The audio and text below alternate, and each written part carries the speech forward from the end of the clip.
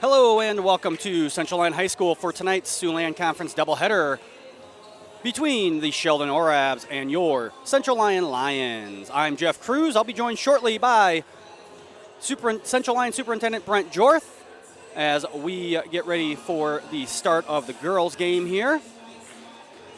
We'll take a look at some of the stats here as we get set for the tip-off here between the 9 and 8 Sheldon Orabs and the 13-1, or sorry, I believe, yes, the 14-1 now. I forgot to change the record, but 14-1 Central Lyon Lions. Sheldon is averaging 49.6 points per game. They shoot 38% from the field, average 31.8 rebounds, 10.7 assists, 7.1 steals on the season. They also shoot 66% from the free throw line, and they average 16.6 turnovers per game. On the other hand, the Lions average 67.2 points per game. They shoot 48% from the field, average 31.8 rebounds per game, identical rebounds per game. Lions average 16.4 assists per game, 13.5 steals. Lions also shoot 62% from the free throw line on the season, and they average 10.7 turnovers per game. The Lions riding a 13-game winning streak as they have not lost since the second game of the season, and that was to West Lyon. It'll be another week or two here, 2 weeks from yesterday actually, before we see West Lyon for the second time, as the second game was on a snow day, so that will be made up here on February 7th. Regional pairings will be out by then. They should be out this week. Usually on Friday, so that game will have basically no determining factor on any of that, as we won't see them until the 7th. Earlier today, Coach Grafing and I sat down to have a conversation about the game from last Friday versus Sioux Center and tonight's matchup against Sheldon. Welcome back to the pregame show. We're being joined now by Central Lyon Girls head coach Heather Grafing. Coach, thanks for joining us. Yep, good to be here. Well, Coach, let's start by talking about the game from last Friday against Sioux Center. Lions got the 61-45 win. Mm-hmm. Tell us a little bit about that game. You know, that's another situation where the first time we played Sioux Center, you know, we got a big lead really early and kind of had control of the game the whole time. And the girls knew, you know, second time around Siouxland, you got to be ready to go. And I thought we did a great job of that. Unique for us. You know, from the outside, typically we shoot a lot better, and we just didn't. And it wasn't no fault to the girls. It just, the ball doesn't always go in. Mm-hmm. And so I think we were 3 for 11. So only for us as a team to only make 3 threes, I'd have to look back, but it's been a while since that's happened. But what's so encouraging about that is as soon as we realized that, you know, our outside game maybe wasn't, you know, what it typically is, our inside game took over. You know, you see Addie close to board, putting it on the floor, going inside and getting some, you know, buckets for us. Desta had a great night for us. She had 18 for us. You know, Reagan Van Wy, I talk about how our outside shooting wasn't but she's a kid that we have been really pushing that has to shoot outside more. And she hit a 3 for us. Yep. And so that was really fun for her to gain some confidence out there. That was one of our 3 threes. But again, inside too, I think she had 17 last Friday. So, you know, for us right now, we want to be battle tested. We've talked a lot about wanting us to see everything so that when, you know, postseason comes around, we're ready. And, you know, Friday night we saw what we look like if our outside game maybe is not, and it looked really good. And I was proud of the kids and how they battled through some of that adversity. You know, senior night to boot. So just a really good night. You know, some things Sioux Center, you know, they exposed some things that we want to work better at. But right now the girls are focused. They're with us yet. And, you know, so hopefully our best basketball is still ahead. Yeah, you say only 3 threes as a team. I mean, there's multiple nights, a lot of nights this year where we've had multiple people with 3 plus threes each. Mm-hmm. So a little different game. But yeah, good to see the Lions come away with a victory regardless. Absolutely. Now tonight we'll have Sheldon. Lions played over at Sheldon just a week ago in a makeup game, and were able to walk away with a victory. Mm-hmm. What do you expect to see from the Orabs tonight? You know, they're a group that they're a really good team. You know, they've got some kids that just play hard. They're not going to quit. And so that was proof, you know, when we played them, you know, a week or so ago too. Again, we were able to get a little bit of a more comfortable lead, but we knew in our heads, if you slow up, they're going to be right there. And so just a ton of respect for Sheldon and what their team brings to the table. But again, you know, at this point, we're going to go out and play Central Lyon basketball. You know, we want to be tested. We want to be, you know, we want to get in the battle. You know, so one of the things we've been really preaching to the girls is rebounding. we want that to get better. We do okay, but it's, it seems like we're getting the rebounds that come to us. We're not going out and getting rebounds. And so that's one of the things we've challenged the girls on. So I look forward to that tonight because Sheldon is a very good rebounding team in the Siouxland Conference. But Sheldon's going to come. They're going to be ready. And our girls have to, learn to every night we step on the floor, you've got to have mentally be ready to go. And so far they have. And so we look forward to it tonight. Yeah, I believe Malia Hesselink, leading scorer and rebounder, almost a double-double. Sheldon, a very, very athletic team. Obviously, we've seen them in this group of girls in other sports as well. And, very, very athletic, and will hopefully give the Lions good problems to work on and things like that, and still come away with a victory tonight. What are some of the key things offensively and defensively you think the Lions need to focus on tonight? Offensively, we've just been talking a lot about balance, and that's why last Friday was so encouraging because, you hit a game where your outside shooting it maybe isn't as good, but your inside game picks up. And when I say inside game, I'm not just putting all that on Desta. Our guards were finding ways to get inside, and like I said, I pointed out Addie Clostebor. A lot of people look at her as just a good shooter. She's really good around the rim, and so to see those girls grow in that manner and get confident in that manner, that's huge. So one of the things we talk a lot about is offensively just balance. The other thing that we've been focusing on is our half-court offense. We play so fast that a lot of times our transition takes up a lot of our possessions. And so to get these kids to be comfortable, teams are going to slow us down. That's going to happen. And so being able to run our half-court offense, execute that the way we want to, that's going to be big for us in the postseason. And these kids can do it. They do a great job of it. So that's just something we're continuing to work on as well as just our half-court offense if we don't have those transition buckets. And defensively, we want to keep pressure on teams. If you look at our defensive average right now, I believe we're somewhere around the mid-40s, I believe is where we're at.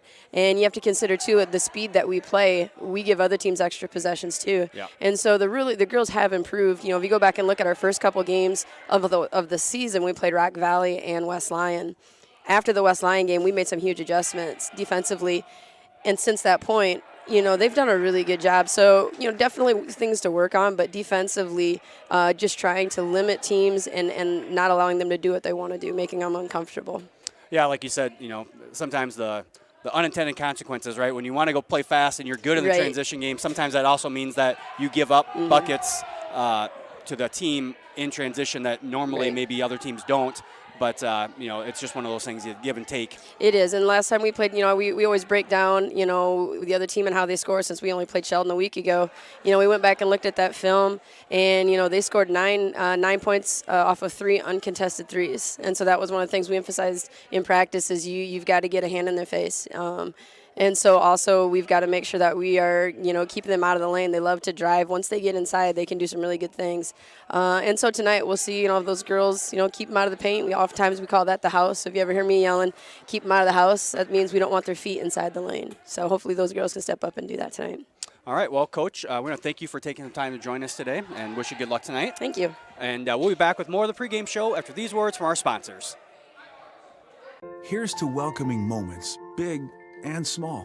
At Avera, our nationally recognized health system will be right here with you, with care and coverage.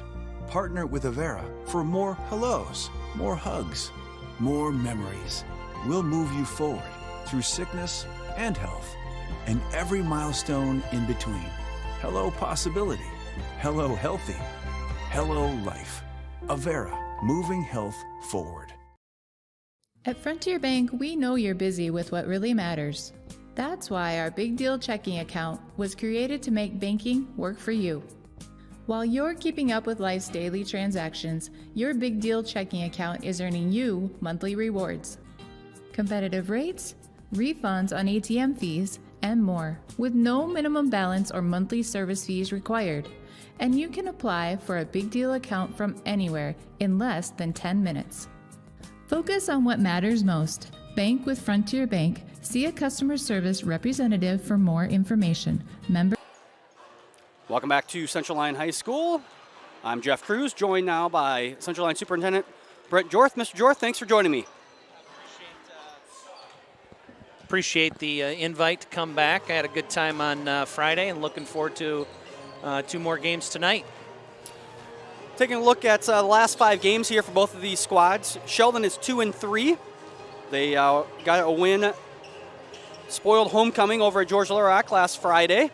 And then they also have a win on the road against MOC in their last 5 games. And they have losses at home to Sibley Ocheyedan, Hinton, and this Central Lyon team, as we were just over there last week, Monday, with a makeup game. Yeah, the girls played well up at Sheldon last week. I think, 73-45 victory is a nice win. But, Sheldon's not a team to sleep on. I did a little research this afternoon. We forget, just a few months ago they were playing in the state volleyball tournament. Right. So they've got some athletes definitely going to have our attention tonight when we step on the floor here in about 3.5 minutes. Yeah, the Lions on their hand are 5-0, as I mentioned earlier. They're riding a 13-game winning streak. They have wins against Sioux Center, Boyden Hall, and Rock Valley at home, and then wins against Adrian Ellsworth on the road, and that Sheldon win from last week, Monday. Yeah, the girls played really well. Coach was able to get a lot of different players in the ball game. 10 different Lions scored last Monday. So put 73 points on the board. You're doing good things offensively, and holding them to 45 points. Obviously played well defensively too. The series history between these two teams, Central Lyon has won 8 out of the last 10. And as we said, including that first matchup from last week by a score of 73-45. Overall, in the Siouxland Conference standings, they look like this for the girls. West Lyon will be at the top, as they are a perfect 12-0 in conference and 14-0 overall. Lions sit right there in second place, 1 game behind them. That matchup here 2 weeks from yesterday will be a big one for the Lions to try and get at least a share of the Siouxland Conference title. And then you see Sheldon sitting in 6th place at 6-8 in district play and 9-8 overall. The rankings from last week that came out last Thursday. Central Lyon and Sibley Ocheyedan both ranked in Class 2A. CL is 3rd, and Sheldon moved up a tick. They are now 5th in Class 2A.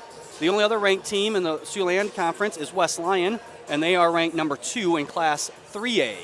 And again, those regional pairings that we do believe should be out this Friday. Obviously, the Lions in 3rd overall, and the Generals in 5th. It looks like maybe they'll both get their own district, or both, region and girls, they call it. But we'll have to wait and see. Yeah, anxiously awaiting those pairings. And like you've alluded to, the girls' union does it a little bit differently than the boys. Boys rely a little bit more on geography. The girls' union tries to get the 8 best teams to Des Moines, and a lot of times they use those rankings. And for us, where we're ranked right now, it's looking pretty advantageous for those pairings that'll come out later this week. We'll take a look at our key players of the game. First, for the Sheldon Orabs, we are going to go with senior Malia Klein-Hesselink. Klein-Hesselink averages 11.6 points per game, shoots 38% from the field, averages 7.4 rebounds, 1.7 assists, and 1.3 steals. She is the team leader in scoring and rebounds for the Sheldon. Yeah, she had a nice game last week, 16 points, 5 above her average, like you mentioned. And again, looking back to last year, she was their only player that was recognized as all-conference. She was a 3rd-teamer. So good ball player. I'm sure Coach has got some stuff designed to keep her in check tonight. And we'll go to the Central Lyon key player of the game. For tonight's game, we're going to go with senior, number 24, Kaylee Davis. Davis averaging 11.1 points per game, shoots 47% from the field, averages 3.4 rebounds, 2.4 assists, and 2.2 steals. Davis is the 4th leading scorer on the team, but she, the leading scorer is 13.7. She's 11.1. So we got 4 girls that are really tightly packed in there when you talk about scoring for the Lions. So. Yeah, Kaylee's had a great senior season. I know that she's got a lot of goals still in front of her that she'd like to accomplish this year. But like you said, she's one of those 4 people in double digits for us. We're coming off 8 points last Friday night. Yep. Looking to get above her average tonight when we play the Oryx. We'll take a look now at our starting lineups. First for the Sheldon Orabs, they'll go like this. Number 1, senior Emma Barwick. Number 2, junior Claire Johnson. number 3, senior McKenna Klein-Hesselink, number 4, senior Malia Klein-Hesselink, and number 34, senior Peyton Lodi. Basically the same starting 5 lineup all year for Sheldon, so no changes there. Now taking a look at the Lions starting lineup. Same starting lineup for the Lions as well. Number 2, junior Afton Schlumbum. Number 10, junior Addison Clostebor. Number 20, senior Reagan Van Wy. Number 24, senior Kaylee Davis. And number 40, sophomore Desta Hugenorn. Yeah, looking over both of those starting lineups, I think if you had to look at just the height, Sheldon has this kind of top to bottom throughout their lineup, but the quickness factor definitely leans in the Lions' favor, and so it'll be interesting to see how the matchup plays itself out tonight. You bet. We're going to take a step away for the national anthem. We'll be back after that here on the Lions Broadcast Network. After a long day, deciding on dinner can be tough, but a few simple words can make everything better. Pizza's here.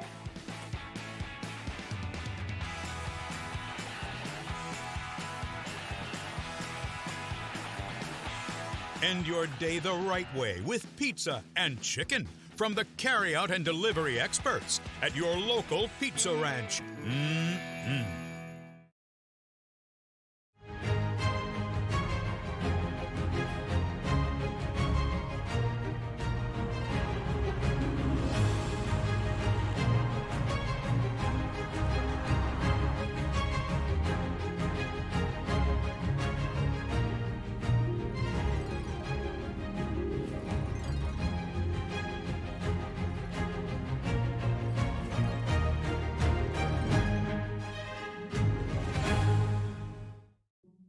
When the world changes, you change with it.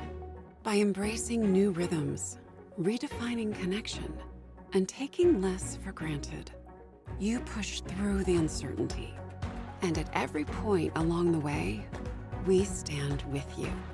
Because even when your world looks different, our commitment to your care stays the same. Sanford Health. Health lives here. DeNoble Austin and Company PC, certified public accountants, offers a variety of services including payroll, auditing, sales tax, financial statement preparation, and, of course, income taxes. Whether you're a farmer, small or large business owner, or just require some assistance with your personal finances, DeNoble Austin and Company PC can save you time and peace of mind with the skills you need and the service you expect. Located in Rock Rapids and Laverne. And we're back here at Central Lyon as we await the tip-off between the Lions and Orabs. Want to take this opportunity to thank our sponsors, Avera Medical Group, Frontier Bank, Pizza Ranch, Premier Bank, Sanford Health, DeNoble Austin and Company PC, and the Pepsi Beverage Company. Also want to thank all of our student volunteers that help us up here. Leo Groen and Liam Vaynersy running stats, Adrian Bonchi running the video board, and Levi Cooperschmidt and Jason Heiser running the broadcast for everyone at home.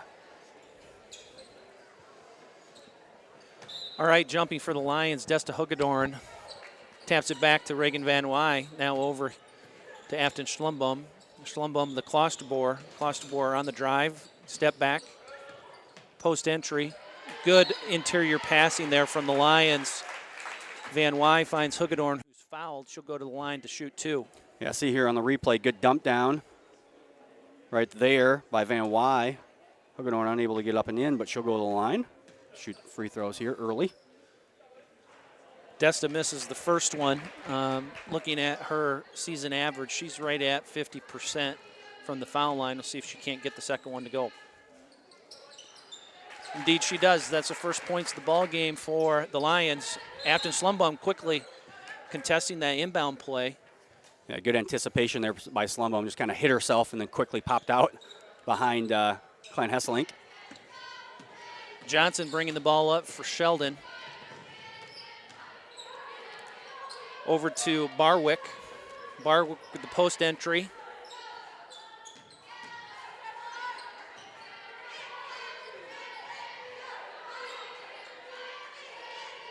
That is Peyton Lodi.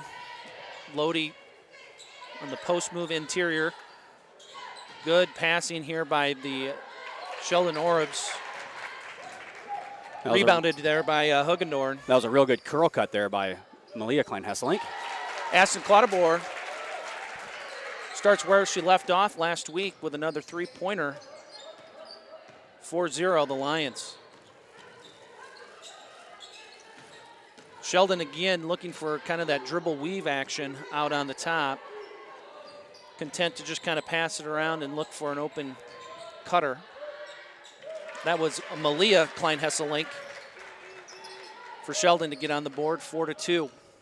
Orebs will look to pick up the Lions full court, see if that how that goes. The Lions aren't used to seeing a lot of pressure because they like to get out and run. A lot of teams just like to get back. So we'll see what the Lions can adjust and maybe if that play right in their hands with how good they are in transition. Yeah, exactly. You don't see that a lot, like you said. Nice a nice pass from the top of the key from Reagan Van Wy into Hugendorn for her second basket of the ball game. Afton, nice play along the baseline or sideline there. Quickly shot there by Davis, rebounded by Hugendorn. Back out to Klosterboer. Klosterboer shot misses, and it'll be Sheldon's ball. Tough rebound in there, though, by Desta Hugendorn, doing a good job getting up and using her height advantage, as she is a couple inches taller than any girl that Sheldon will put out there tonight. Yeah, second chance points is something to watch tonight.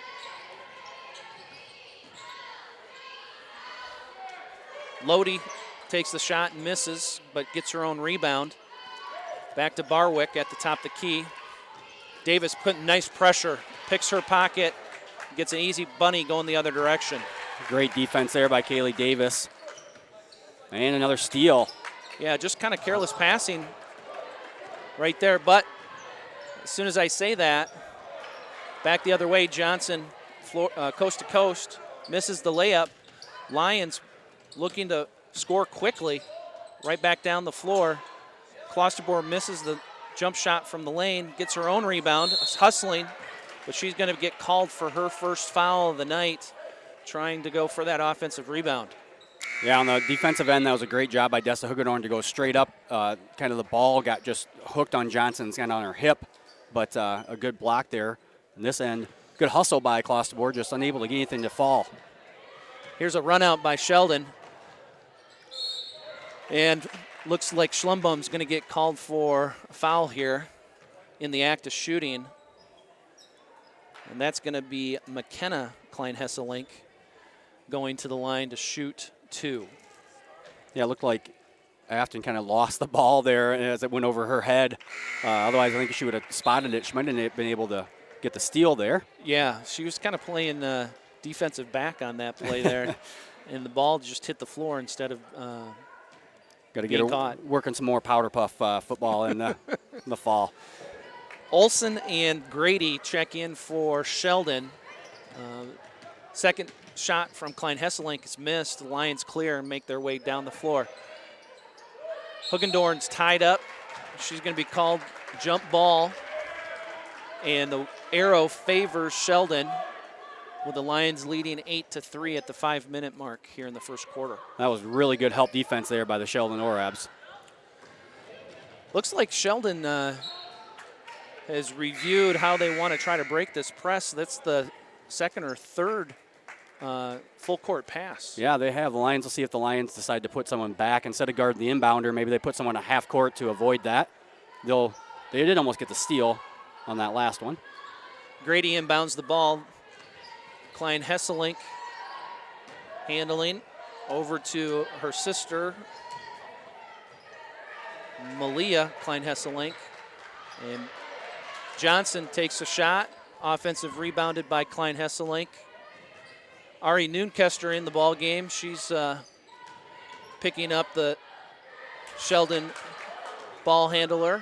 Ball's turned over.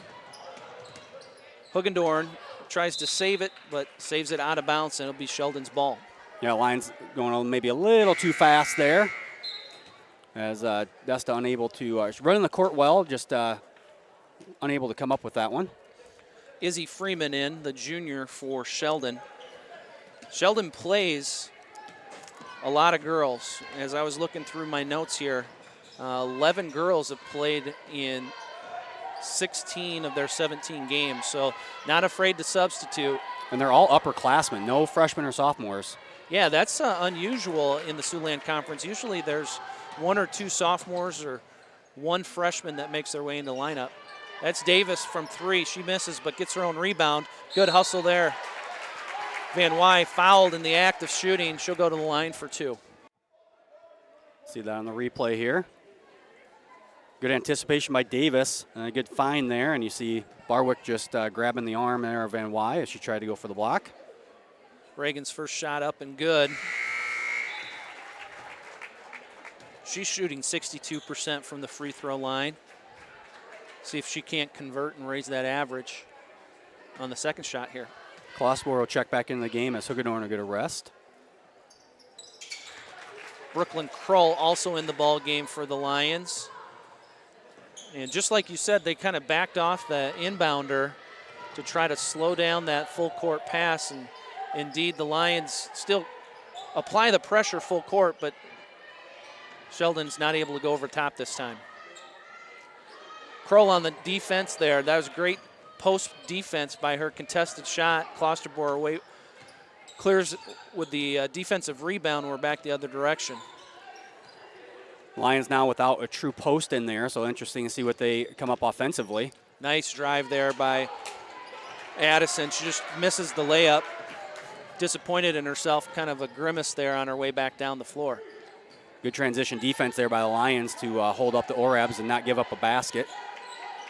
Good man-to-man defense here by the Lions. Kaylee Davis here guarding the ball. Really making them work on this possession and holding the Sheldon to only 3 points thus far in the first quarter. Yeah, the Lions, with the type of defense they play and the type of offense they like to play, Coach Grafen would, the shot clock coming into play in Iowa next year, probably wouldn't be too opposed to that being in play already this year with the way that Lions sometimes make the opposing teams work on the offensive end. Yeah, that's a great possession here. That's about 45, maybe 50 seconds.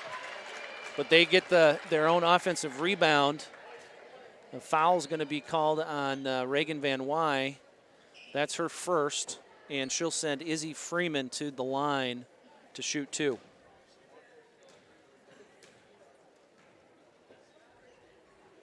And her first shot is up off the back iron. Looks like here in our statistics, she's shooting right at 50% from the line. We'll see if the Lions can't get a break here as we get Ashlyn Yakel to check in. For the Orabs, Lodi and Johnson check back into the game as well. And now Barwick will check in for Freeman. Sheldon's kind of backed off that full court pressure here in the last couple possessions. Yeah, just going to play regular man-to-man here.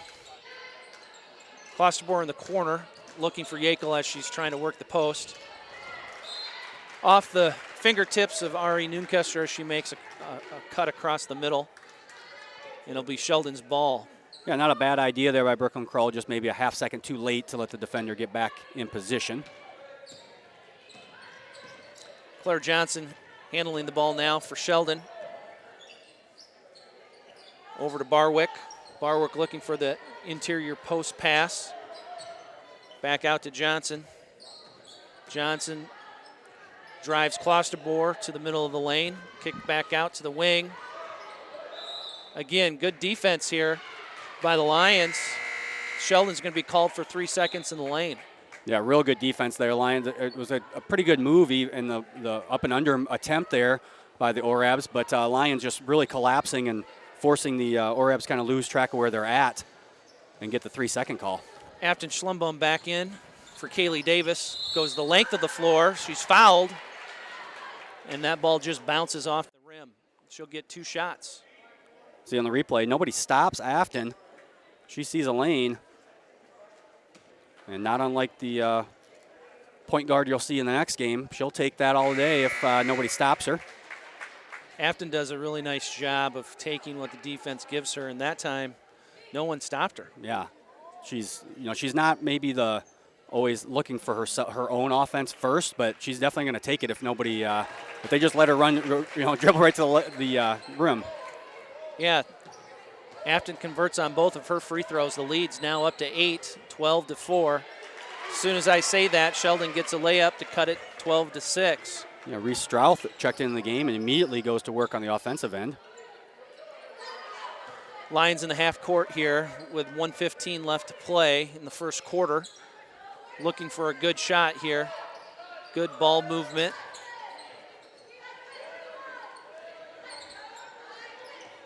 That's Kroll with the ball. The lefty, I think, fooled Sheldon there. She goes right across the lane and gets a left-handed layup. Yeah, great job there by Brooklyn to use that left hand. Great defense again on that kind of quarter court pass. Sheldon looking to get it up the floor and not allow the Lions to get a trap, but Brooklyn did a really nice job of taking away the sideline and forcing. That was Malia Klein-Hesselink to put it on the floor. Deion Janspa does check into the game here as well for the last minute of this quarter. That pass is stolen by Addison Klosterboer. About 40 seconds left to play in this quarter. Schlumbum with the three, and it's good. Afton Schlumbum with the three. That runs the Lions lead to 11 here with about 30 seconds left to play in the first quarter. Sheldon pushing, looking to get up the floor and into their offense quickly. And there's a three. That's Claire Johnson for three. 17-9 with 15 seconds left to play in the first quarter. Coach Grafing calling out the play. She wants the Lions to run from the sideline. A little give and go here from Kroll to Schlumbum. Back to her. No good, or not in time, regardless of what the outcome was there. So Lions with a 17-9 lead as we go to our first break of the evening here on the Central Lyon Broadcast Network. Here's to welcoming moments, big and small. At Avera, our nationally recognized health system will be right here with you, with care and coverage. Partner with Avera for more hellos, more hugs, more memories. We'll move you forward through sickness and health, and every milestone in between. Hello possibility, hello healthy, hello life. Avera, moving health forward. At Frontier Bank, we know you're busy with what really matters. That's why our Big Deal checking account was created to make banking work for you. While you're keeping up with life's daily transactions, your Big Deal checking account is earning you monthly rewards. Competitive rates, refunds on ATM fees, and more, with no minimum balance or monthly service fees required. And you can apply for a Big Deal account from anywhere in less than 10 minutes. Focus on what matters most. Bank with Frontier Bank. See a customer service representative for more information. Member FDIC. I'm back here at Central Lyon High School for the start of our second quarter. Lions will start with possession. Looking at the statistics here from the first quarter, each Lions starter has scored in addition to Brooklyn Kroll. So 6 Lions on the board, each person, each of those starters scoring. This Addison Klosterboer looking to add to her season high point total. Reagan Van Wy kind of juggles it there from the elbow to the corner. She collects it over to Deion Jansma. Jansma in and out from 3. Good job from Desta not getting that foul on that rebound. Just kind of being content to try to tap it to one of her teammates. Yeah, real good positioning there by Klein-Hesselink, and nothing Hagedorn can do really besides, like you said, try to tap it and then nothing going and just let it go. Sometimes you got to know when to give up. Give up a rebound here or there to save yourself a foul. Exactly. Kind of that dribble handoff with a high screen and roll. Sheldon travels. Barwick turns it over. It'll be a Lions ball. Yeah, she kind of like hopped, or it was just a little weird movement there. She kind of knew it. She kind of sighed as soon as the official blew the whistle. Again, Sheldon with that kind of full court, not real press, but just kind of picking us up and bothering us, denying Afton the ball on the inbounds there. Here's our own pick and roll. Afton just kind of throws it beyond the reach of Reagan Van Wy. A little too much anticipation there on that one by Afton Schlumbum. That's Klein Hesselink here bringing the ball up. Post player hands it off to her sister. Again, dribble weave action here at the top of the key. Looking to get a layup just like that. That's Claire Johnson with 2 more for Sheldon. And there's that little full court pickup defense that gave the Lions a little trouble there as the ball was thrown at kind of Afton's feet and then unable to handle it. The Lions call a timeout. Yeah, again, we've talked about it here. The Lions not used to that full court pressure, and it's not real hard pressure, but just a little carelessness with the inbounds play there from Desta, and I'm sure that's what Coach Grafian is talking about. We got to take care of the ball. We got all the time in the world after a made basket. Let's just collect it, get ourselves set up, and make sure that we can inbound the ball safely and not just get in a hurry. You know, and they also, it seems like Sheldon's really just guarding Afton Schlumbum, the point guard, real close when on, the full court.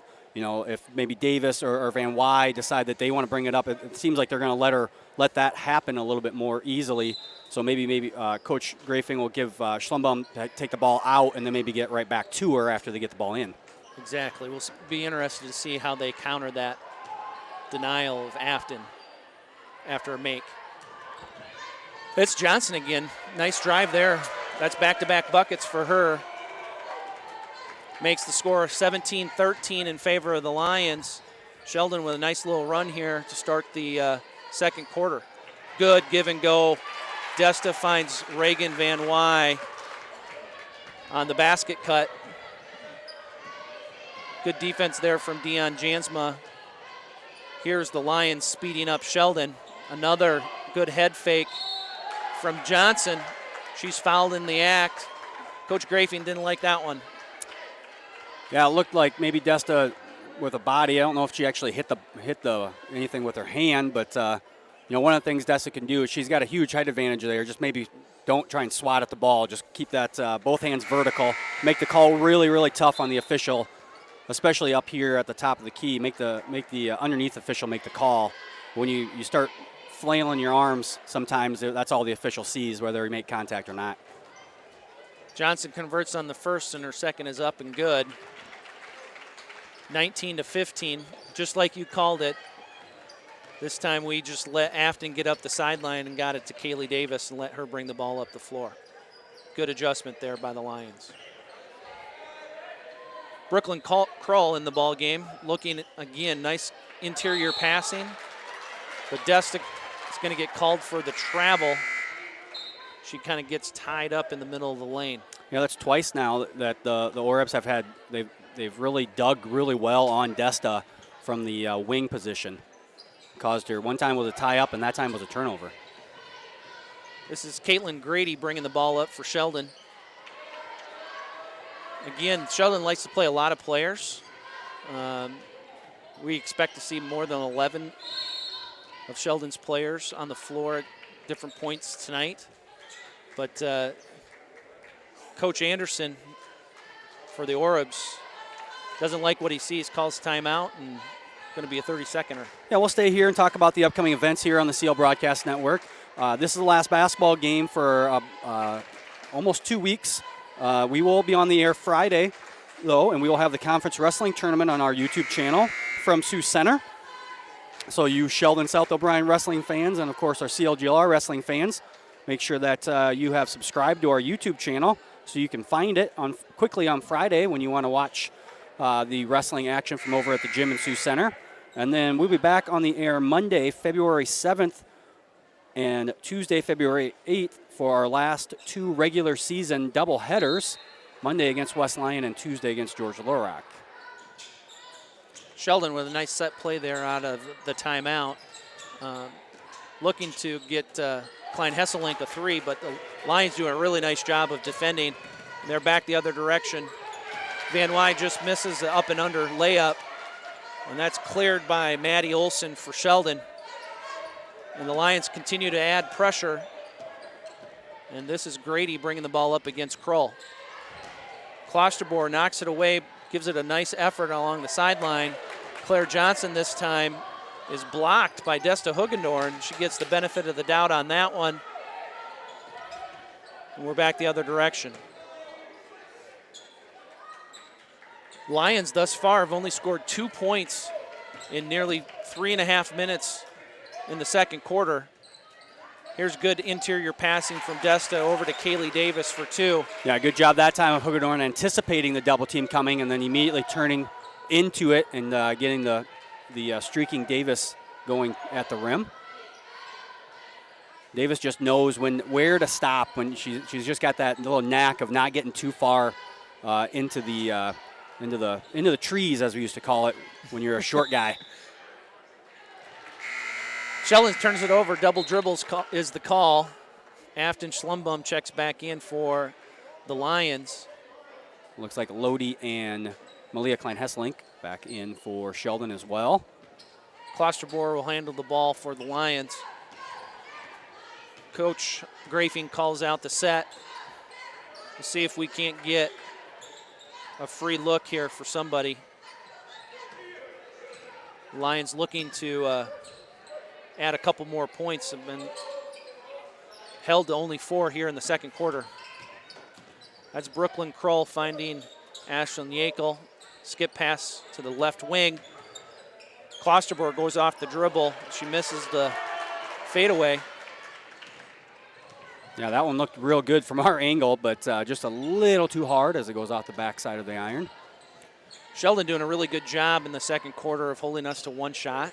Yes. Good defensive rebounding on their part. That was something probably their coaches talked about. Giving up 17 in the first quarter, a lot of that off of offensive rebounding for the Lions. Yeah, I don't remember what exactly time I looked in the first quarter, but we had 8 rebounds in the first quarter, and we still have 8 rebounds according to our unofficial stats. So, in and out for Klein-Hesselink. We've got a tie ball. Stays on this end of the ball or of the court. Be Sheldon's ball. Lions into a zone defense here to defend the inbound play. That's Klein-Hesselink over to Johnson in the corner. Johnson nails down a 3. The lead is down to 3, 21-18. Schlumbum pushes it, finds Yakel in the corner, and it looks like that was off of Sheldon.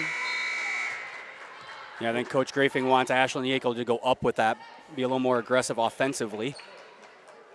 Yeah, it looked like she, if she just would have shot faked, she would have had a nice look at kind of a shot from the block.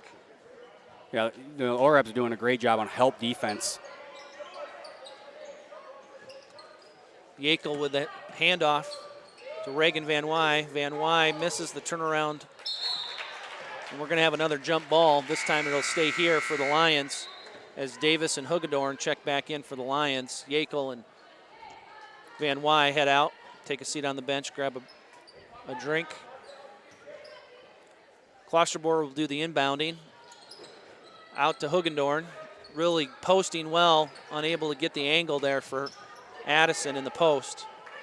Sheldon had the turnover, but instead it'll be Desta Hugendorn that's called for traveling. She just couldn't quite get a handle on that scrum in the corner. Yeah, great hustle there by Sheldon. I thought for sure it was going out of bounds, and they able to save it and almost throw it off of Desta and still create the turnover. Good pressure there by Addison Klosterbor, forces Klein-Hesselink to turn it over. She just carried it, got an extra high dribble, and just couldn't get it under her control. Now, you can dribble as high as you want as long as you keep your hand on top of the ball, but Klein-Hesselink there just lost control and put it underneath and kept moving. It's one of those things where in a game, usually in a boys' game, someone will dribble real high and the crowd will go, ooh, but as long as the hand's above the center of the ball, it doesn't really matter. Barwick's going to be called for the foul on Addison Klosterbor, but it was on the ground, so it'll be the Lions' ball underneath. Johnson will check back in for Sheldon. And as you said, just 13 total points scored here in 6 minutes after a 26-point first quarter between the two teams. Addison here, dribble drive, kicks to Davis. Davis back to Schlumbum. Schlumbum gets to the middle of the lane, but backs it right straight back out to Davis. Klosterboer from about 27 feet. Yeah, that was a deep one. It hits the front iron. Afton picks up a cheap one as Klein Hesselink is kind of weaving up the floor. Yeah, Lions may be getting a little frustrated here as their full court defense and really even their pressure defense from the half court set has not really created too many turnovers. That's Afton's second foul, the Lions' fifth of the first half. So she has to take a seat. I'd guess that we won't see her until the second half. Yeah, that's what Coach Grafing usually does.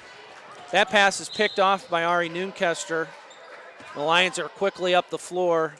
This time the foul is on Sheldon. On the ground, it'll be the Lions' ball underneath. Yeah, that time the Lions able to get the turnover, but still doesn't lead to any points, unfortunately, for the Lions, as they're not able to finish. Reagan gets the interior pass, just unable to get the layup. Throws it back out to Davis at the top of the key.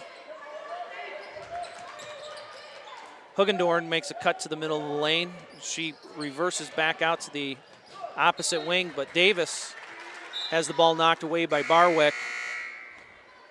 But it'll stay here on this end for the Lions. Freeman will check in for Barwick.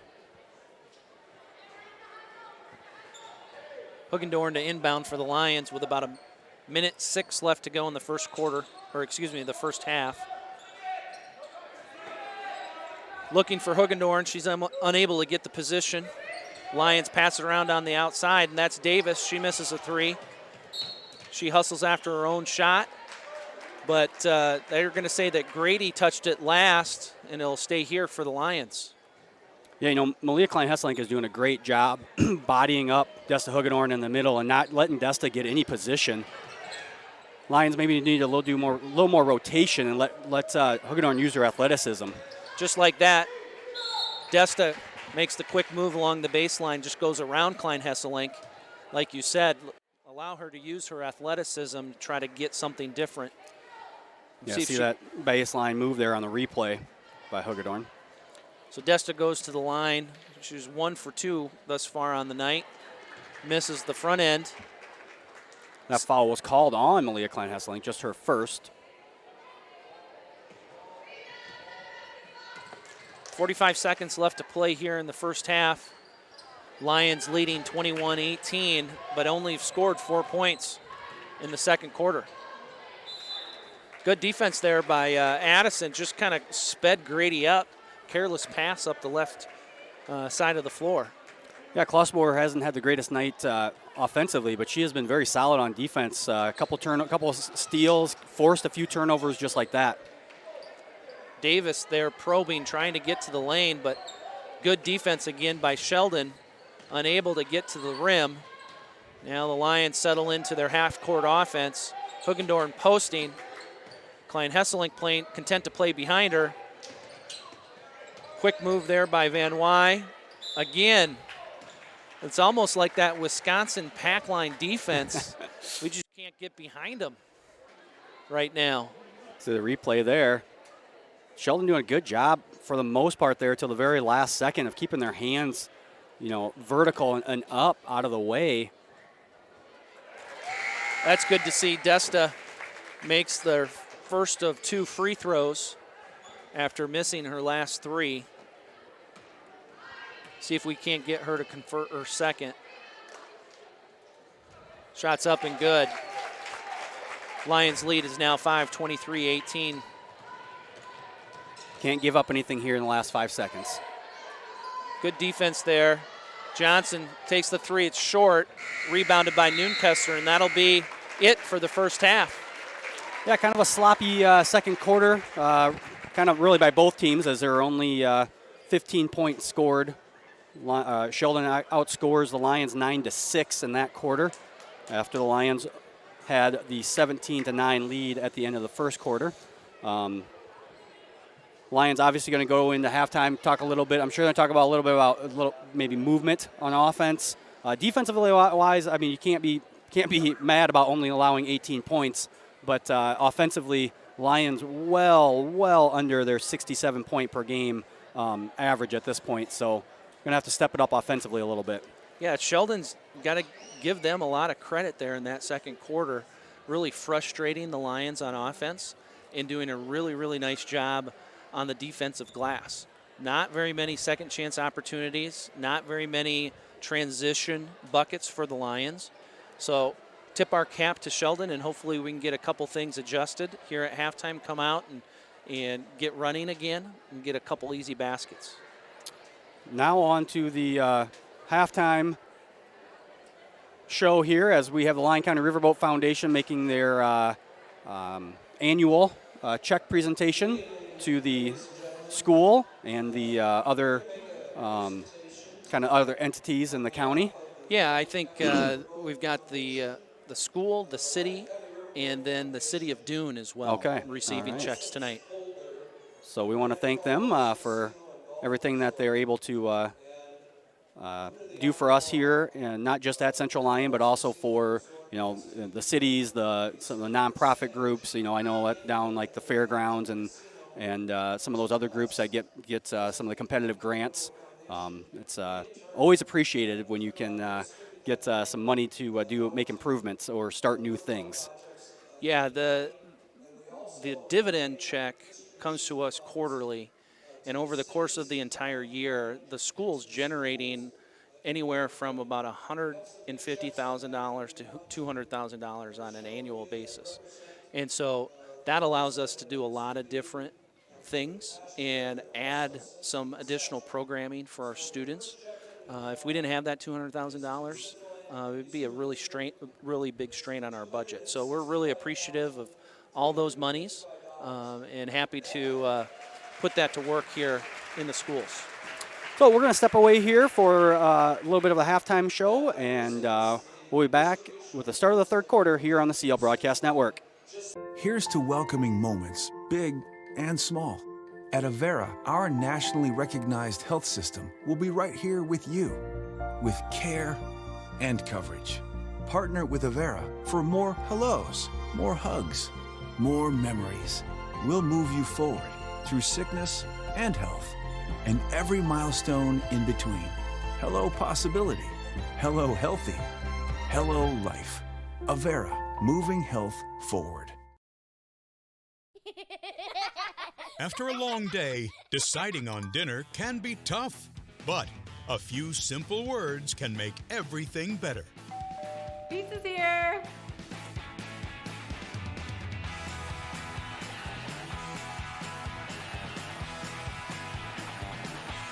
End your day the right way with pizza and chicken from the carry-out and delivery experts at your local Pizza Ranch. And welcome to more of the halftime show. I'm being joined now by Central Lyon Large Group Speech Advisor and Quiz Bowl Coach Lenny Ditzworth. Lenny, thanks for joining us. Yes, thanks for having me. So, Lenny, we talked last week in anticipation of the district Large Group Speech.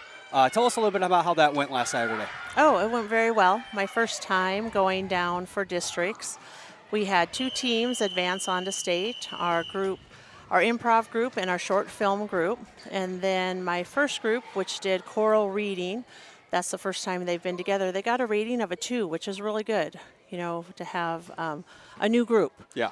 So I'm very excited to have this opportunity to, go and see kids speak. Yeah, it was great. I'm excited. We're going to go to Spencer in a couple weeks, so we'll see how we do and see if we can get any all-staters. That would be great. Yeah, that would be great. That would be great. So that was good to see 2 of the 3 groups moving on from the district to the state level for large group speech.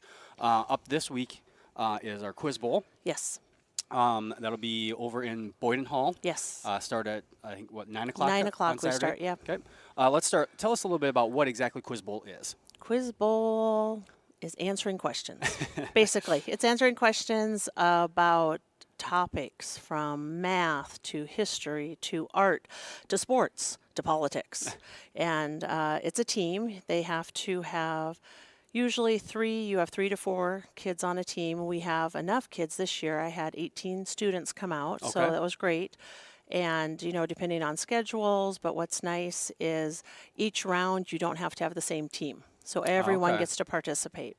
So we have 4 people, and there's buzzers, and you buzz in if you know the answer. And what is nice is you have these questions first, and then it comes to, after you get the questions, you have another round where you have a chance at a bonus. Okay. And the bonus is great because then you can communicate as a team, Oh, okay. where otherwise you have to answer everything individually. Gotcha. So yeah, it's learning teamwork, learning who has the strengths. Are you better at math? Are you better at history? We have lots of different people. to help out. Do you know going into each round? Do you know the topics No. ahead of time? Nope. So you just Nope. get right then and there. You just right then and there. And it depends on each individual school. They come up with their own questions. Certain schools will give a hint, like they'll say geography.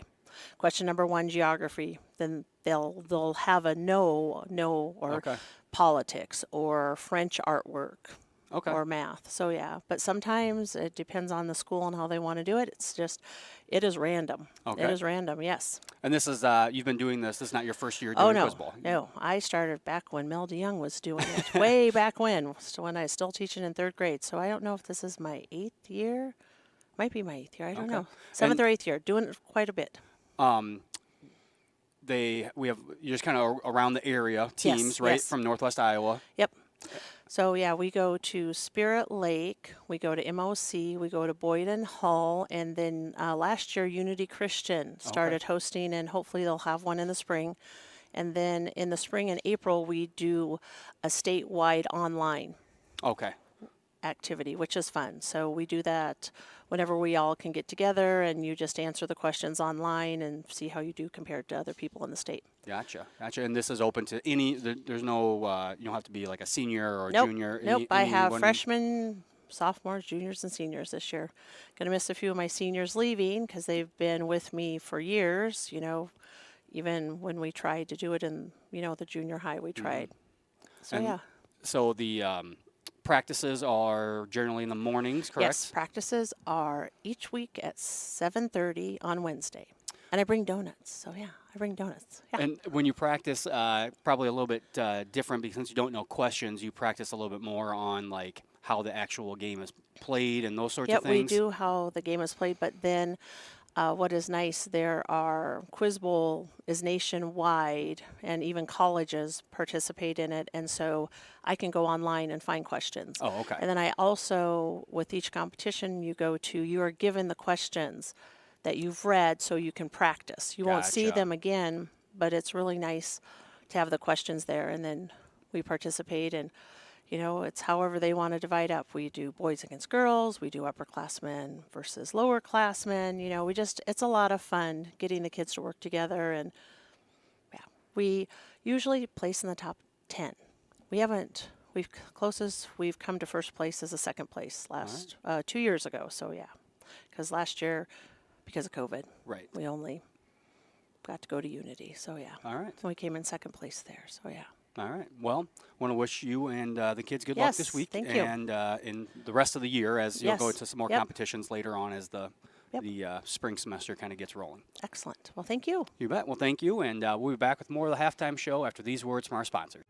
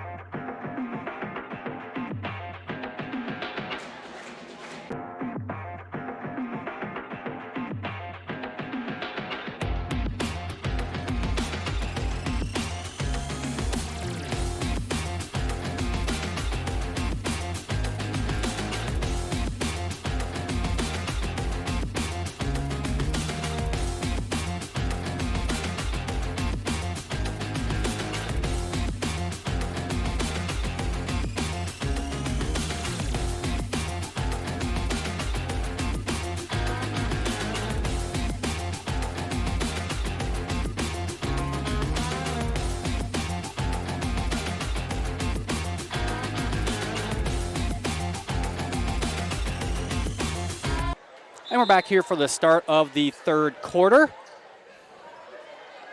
Thank Lainey Ditzworth for taking some time out of her day today to come talk about the large group speech competition from last week and the upcoming Quiz Bowl competition this Saturday.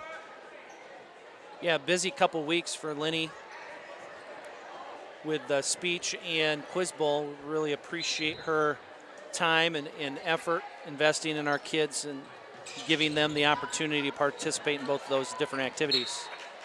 Sheldon throws it away. I don't think anybody touched it, so we got to go to half court. Yes, that's what the officials are agreeing with. So Lions will get the ball now. See if we can't turn that turnover into points here and start a little quicker in the second half, kind of penetrate on that defense. Here's Hugendorn. Yep, saw that from here. She kind of got a push in the back from Klein Hesselink. Yeah, good job there of anticipating where she was going to end up and getting her the ball right away. Too often, Klein Hesselink was able to push her off the block, but that time the Lions get her the ball like almost before she gets there. Yep, here's a good screen by Hugendorn, allows Van Wy to get to the right side of the rim. 2 points here in the first 20 seconds of the second half. Good defensive pressure here by Reagan after the scored bucket. Physical move there by Klein Hesselink. Gets the layup. I think might have saw a push there. Yeah, Klein Hesselink is not afraid to get physical down low, and even there on the dribble drive. Good drive there by Afton, but the official's going to call the foul on the floor on, that's McKenna Klein Hesselink. McKenna with the hand check as Afton was going by her. Inbound goes to Davis. She picks up her dribble, but Schlumbum there for the outlet. Klosterbor, another hand check called, this time as she was going around Johnson on the baseline.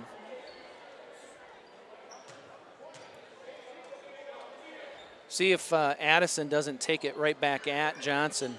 Johnson had a good first half for Sheldon. Scored 12 of their 18 in that first half. See if we can't get her in some foul trouble on the bench. Offensive rebound by Hugendorn after the Klosterbor miss. Davis called for the quick foul on the inbounds there. Yeah, just 11 fouls called in the first 16 minutes, and we have 4 called in the first minute and 13 seconds here as officials clamping down a little bit here, though not really the most physical game to begin with, but they're seeing a lot more contact apparently this quarter than we did the first half. Here's Johnson driving, misses the left-handed layup. Rebound to Klosterbor. Klosterbor quickly ahead to Schlumbum. Schlumbum drops it for Van Wy. Blocked by Sheldon. Be Lions ball underneath. Yeah, that was blocked by Lodi. If you watched any of the volleyball from this gym, you saw her getting up and she can sky. Yeah, all conference unanimous selection, first team. Peyton Lodi for Sheldon.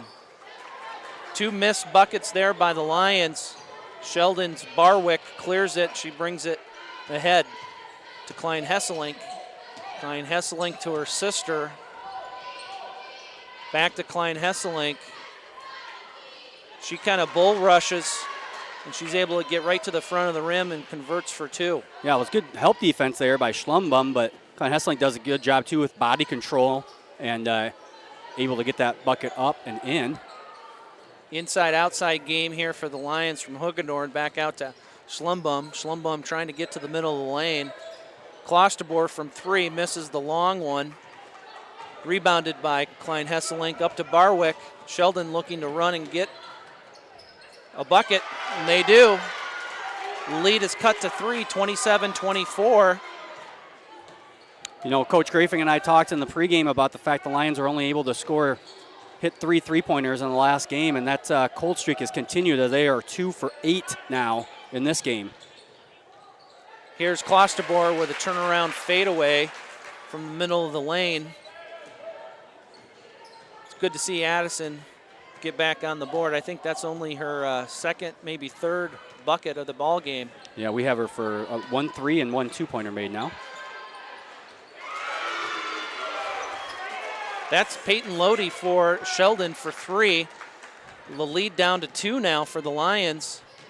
Schlumbum pushing up the left-hand side of the floor, back to Van Wy.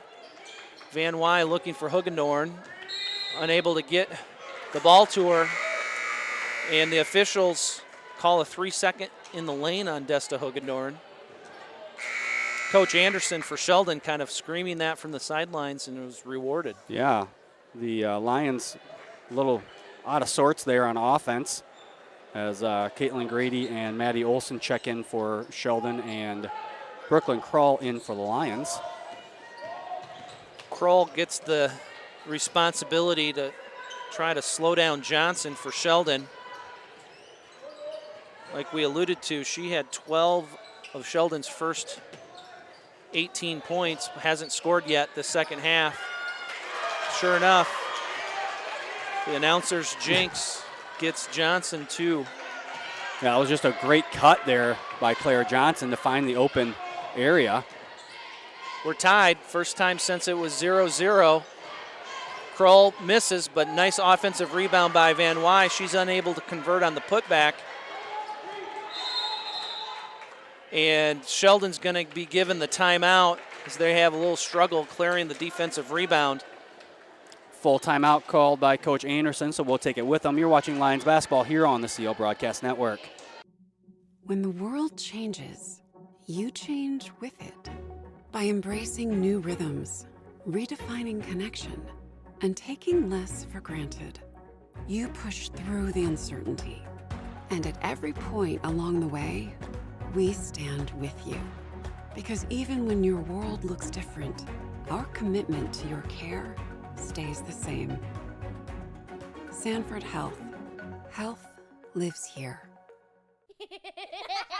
After a long day, deciding on dinner can be tough, but a few simple words can make everything better. Pizza's here.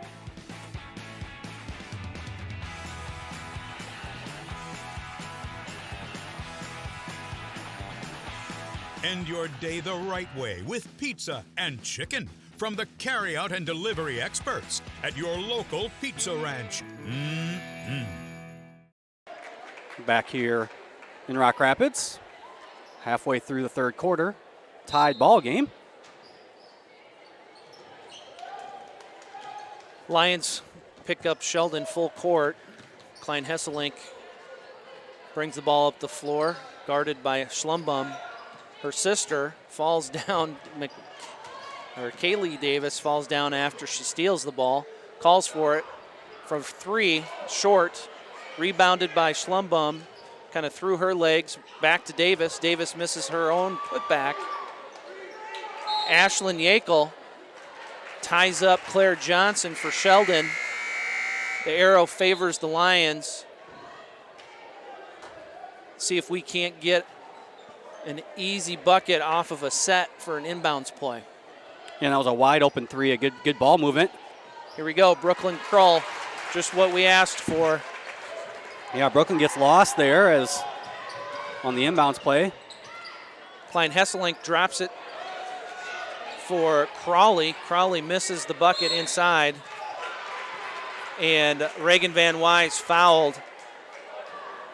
That's Izzy Freeman, called for her first. Sheldon's 4th here. That could be an issue here as we start to move forward in the second half. Sheldon's got 4 team fouls. The Lions only have 1 thus far. See if we can't get some easy free throws. Ashlyn Yakel at the elbow. Kind of kicks it over to Van Wy. Van Wy inside to Krull. Krull misses kind of the running left-handed shot from the middle of the lane. And it'll be Sheldon's ball. Yeah, that's kind of Brooklyn's go-to there. She likes to take that kind of half hook shot, kind of half runner going to her left. Want to make sure we say hi to Brooklyn's uncle watching all the way from Arizona, Jay Schaefer. Her mom talking to me last Friday after the game about how her uncle likes to watch, so appreciative of that. Here's Klein Hesselink, makes her way up the left-hand side of the floor. And that's Freeman for 2 from the sideline. We're tied back up 31-31. Hugendorn to Klosterboer. Klosterboer, 2 dribbles, backs it back out to the 3-point line. Ashlyn Yakel working against the bigger Crowley inside. Back outside. This is Klosterboer for 3. She misses. Good position by Ashlyn Yakel, but looks like Kaylee Davis is the one that's going to be called for the foul on the rebound.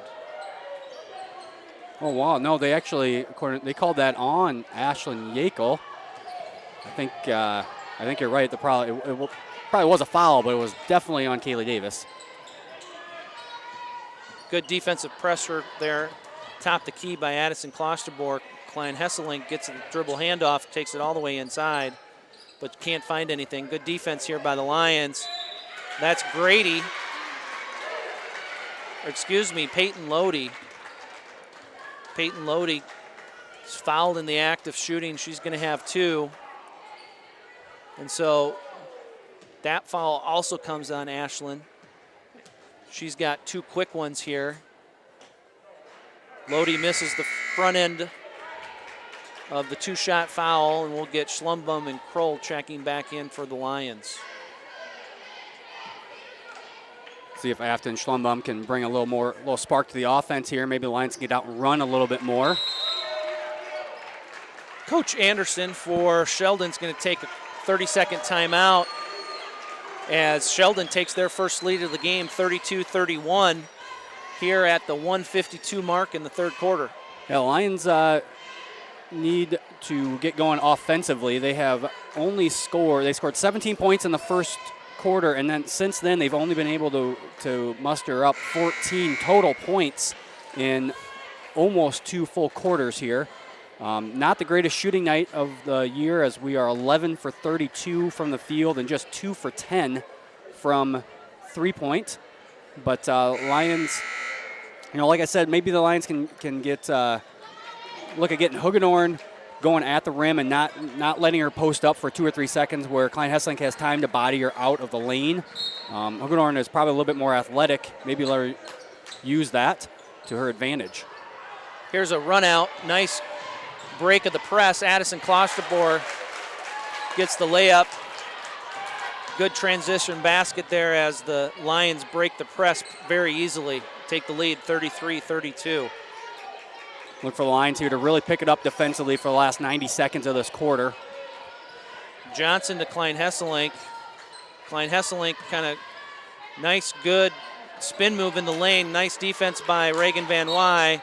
She does a nice job of trying to spin out of that, and Klein Hesselink's going to be called for the foul, reaching in. That's her third.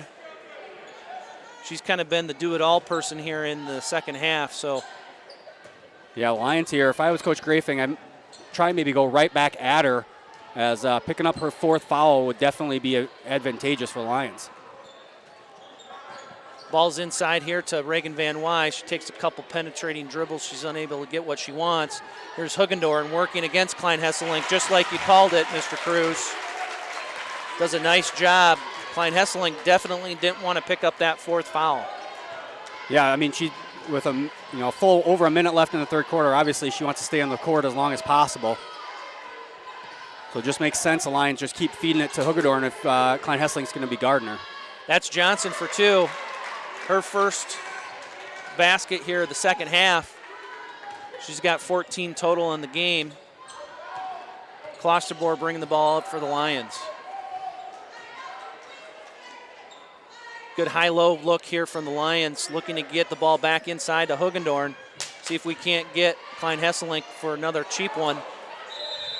Van Wy misses, but they're going to call a jump ball. Hugendorn looked like she had the offensive rebound, but Peyton Lodi, I think, was the one that tied her up. Now they take McKenna. Klein Hesselink will take both McKenna and Malia out. Lions go right to Hugendorn. Good defense there. Addison with the circus shot, almost goes, but she's fouled and she'll go to the line. See here on the replay, get the ball into Hagedorn. That one kind of gets blocked, but Klosterboer there to gather the rebound, and now she'll go in to shoot 2. Knocks down the first one, 36-34 Lions with 13 seconds left to play here in the third quarter. Lions have the 3-point lead. This is Caitlin Grady bringing the ball up for Sheldon. Guarded by Schlumbum. Klosterboer doing a nice job of keeping the ball out of Johnson's hands here at the end of the quarter. And Sheldon's forced to take a wild shot. That's Lodi as the time expires here in the third quarter. Yeah, good end of the third quarter there. Orab's able to tie it up, but the Lions win the last 90 seconds to go take a 3-point lead in the fourth quarter as you're watching Lions basketball here on the CL Broadcast Network. At Frontier Bank, we know you're busy with what really matters. That's why our Big Deal checking account was created to make banking work for you. While you're keeping up with life's daily transactions, your Big Deal checking account is earning you monthly rewards. Competitive rates, refunds on ATM fees, and more, with no minimum balance or monthly service fees required. And you can apply for a Big Deal account from anywhere in less than 10 minutes. Focus on what matters most. Bank with Frontier Bank. See a customer service representative for more information. Member FDIC. After a long day, deciding on dinner can be tough, but a few simple words can make everything better. Pizza's here.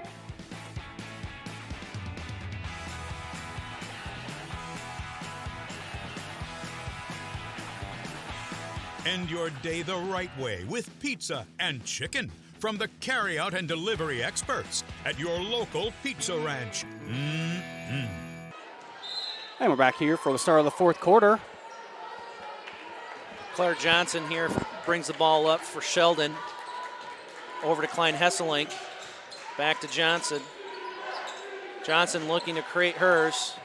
Hesselink hands it back to Lodi. Lodi for 3. In and out. Cleared by Klosterboer. Klosterboer quickly to the front court. Johnson guarding her.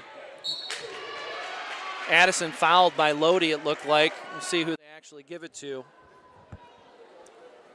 See here on the replay. Sorry, Mr. Jorth. Addison hit the floor hard. Kind of shaken up here. Needs a couple minutes. Kind of looks towards the bench, but I think she's going to stay in the game and shoot the free throws. Yeah, I think I heard or saw her mouth, "I'm okay." So that's good. Addison misses the first. See if she can't convert the second. Ball's up and good. Great hustle there by Afton. She gets the steal on the sideline over to Hugendorn. She takes a quick three-pointer, rebounded by Barwick. Sheldon back the other direction. Over to Klein Hesselink. Klein Hesselink to Johnson. Johnson guarded by Klosterboer for the Lions. Lodi pass to Klein Hesselink's almost picked off by Schlumbum. Schlumbum, oh, good block there by Desta Hugendorn.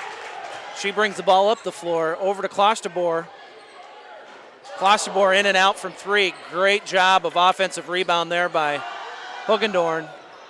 Sheldon looking for the traveling call, but not called. A repost by Hugendorn, and she throws it to Barwick. Sheldon with the steal. Klein Hesselink over to Barwick. Sheldon with the lob pass into McKenna Klein Hesselink. Excuse me, Malia. Malia called for the offensive foul for the clear out. Well, that was lucky for Sheldon because one official had a travel, the other official had a charge on Klein Hesselink, and it's going to be called a travel. Otherwise, that would have been her 4th foul.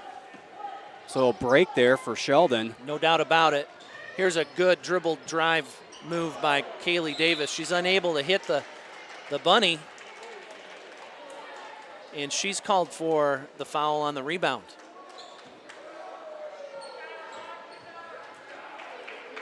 just uncharacteristic tonight, missing some of those easy offensive rebounds, or in that case, transition basket. Uncharacteristic of the Lions.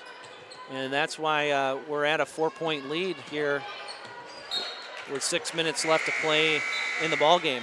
Yeah, Lions shoot 48% on the year from the field, 37% from three-point, and tonight just 34% from the field and 17% now from the three-point. So here's a good job again of breaking that press. Kaylee Davis gets the layup and is fouled. She's going to go to the line to shoot one. See here on the replay, good pass from Clostebor, and then Davis just on the take. Again, nobody stops her, so she keeps going until she is fouled. She extends the lead now. Yeah, Kaylee goes to the line. She's shooting at 68%. Unfortunately, misses the free throw. Ooh, good defense by Afton. It looked like Grady stutter stepped along the sidelines. Luckily, she continued to dribble. Afton's going to be called for the hand check out here at the three-point line. That's her third foul. Lions are in the bonus, so the next foul, they'll shoot one-on-one while they have a couple to give on defense. This is Johnson. Johnson, the leading scorer tonight for Sheldon. Klein Hesselink for three, banks it in. Lions switch to a 2-3 zone, and Oravs make them pay by hitting a three-pointer. Yeah, good recognition there by Sheldon, taking what's given to him. Here's the Lions back the other direction. Kaylee, back-to-back layups. Nice crossover there. Oh, Afton playing hard here on the inbounds play and steals it, but it's just along the sideline. Yeah, the Klein Hesselink sisters almost run into each other there, and unfortunately, I think had we had another foot there, we would have had a steal by Schlumbum, but instead she's out of bounds. Afton really applying some pressure here, looking for a steal, ignite easy offense. Lions go back to man-to-man. Almost another bank shot for Klein Hesselink. This time back to Grady. Grady misses the three, rebounded by Kroll. Here comes Schlumbum. Lions still looking to run. Schlumbum looking, goes right by Grady, misses the left-handed layup, and it ties up Maddie Olson ties her up. The possession arrow favors the Lions. Looks like a 30-second timeout called by Coach Grafing, so we'll stay here for that 30-seconder. And take this opportunity to thank our sponsors, Avera Medical Group, Frontier Bank, Pizza Ranch, Premier Bank, Sanford Health, Genoa Boston & Company PC, and the Pepsi Beverage Company. We want to thank them for not only helping to bring the broadcast to you watching at home, but also for the video board that is here in our high school gym. Tonight that video board is being run by 8th grader Adrian Bonchi. Stats are being fed by Leo Groen and Liam Vanderzee, the stats that we're looking at on our computer in front of us, but also the stats that everyone in the gym are looking at as they put the game stats up on the board to let everyone know how, unofficially at least, how things are going. Yeah, we want to thank these guys for giving up their Tuesday evening to come and produce the game. See if we can't get a couple more buckets here and put a little breathing room between ourselves and Sheldon. Desta's going to be called for 3 seconds in the lane. Just had that right foot barely over the line. Yeah, just got to get out and reset herself. She had real good position, just wanted the ball. Got to kind of have that internal clock going. Not a big fan of that call right there. I don't know if she was gaining any advantage right there. Granted, she might have actually been in the lane for more than 3 seconds, but it wasn't like she was gaining anything Correct. by where she was standing. Here's Klosterbor, good penetration, drops it off to Hugendorn, blocked by Olsen, but the Lions retain the ball.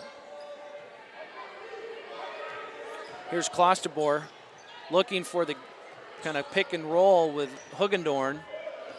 The Lions into a little bit of a weave. Interior pass to Hugendorn. And that's Lodi who ties up Desta. And the ball will go over to Sheldon. Again, another good dig down by Lodi. The Orbs have done that consistently all night. Lions need to look, as soon as that girl starts to dig, they need to move left or right to give Hugendorn an easy outlet pass. Good defense here by Kaylee Davis, really making Grady work, bringing the ball up the floor. Just unable to get her hand in there to turn her over. Schlumbum on the guard of Klein Hesselink. Klein Hesselink to Grady. Grady looking inside for Lodi. That ball's just picked off by Hugendorn. Yeah, good defense there by the Lions. Force a turnover. Brooklyn Kroll all by herself on the right wing. Now to Klosterboer at the top of the key. She does a nice little crossover dribble that gets her to the left-hand side of the rim, and she gets a left-handed layup. Yeah, for a second, though, the way the Lions' luck has gone tonight, I thought maybe that was going to roll out. But a great move there by by Klosterboer. Yeah, she gets an easy, cheap one thanks to good trap in the corner by Kaylee Davis and Afton Schlumbum.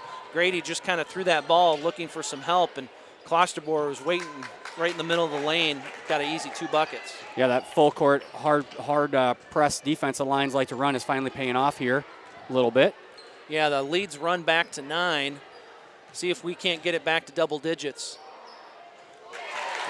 Nice shot there by Addison Klosterboer just inside the 3-point line. Lead is now 11, and Coach Anderson for Sheldon wants to talk it over. Doesn't want this lead to get any more. He's going to take a full timeout, so we'll take one with him. You're watching Lions basketball here on the CL Broadcast Network.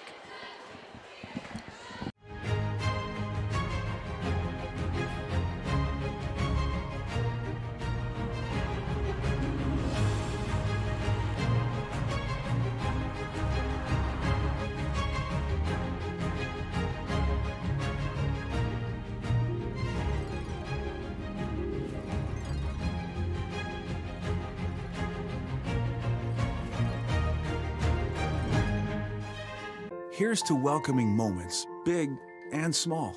At Avera, our nationally recognized health system will be right here with you, with care and coverage. Partner with Avera for more hellos, more hugs, more memories. We'll move you forward through sickness and health, and every milestone in between. Hello possibility, hello healthy, hello life. Avera, moving health forward. Back here for the final 2 minutes and 33 seconds from the Central Lyon High School. Lions have done a really nice job here in the fourth quarter of playing tough D. You know, we looked here during the break, and Sheldon's only had 1 bucket here in the fourth quarter. We've played about 5.5 minutes. So if hopefully we can continue that pressure for the remaining 2.5 minutes. Klein Hesselink gets away with a Euro step. She misses the bunny. Back outside to Lodi. Lodi misses the 3, cleared by Klosterboer. Klosterboer is going to bring the ball up with Johnson guarding her.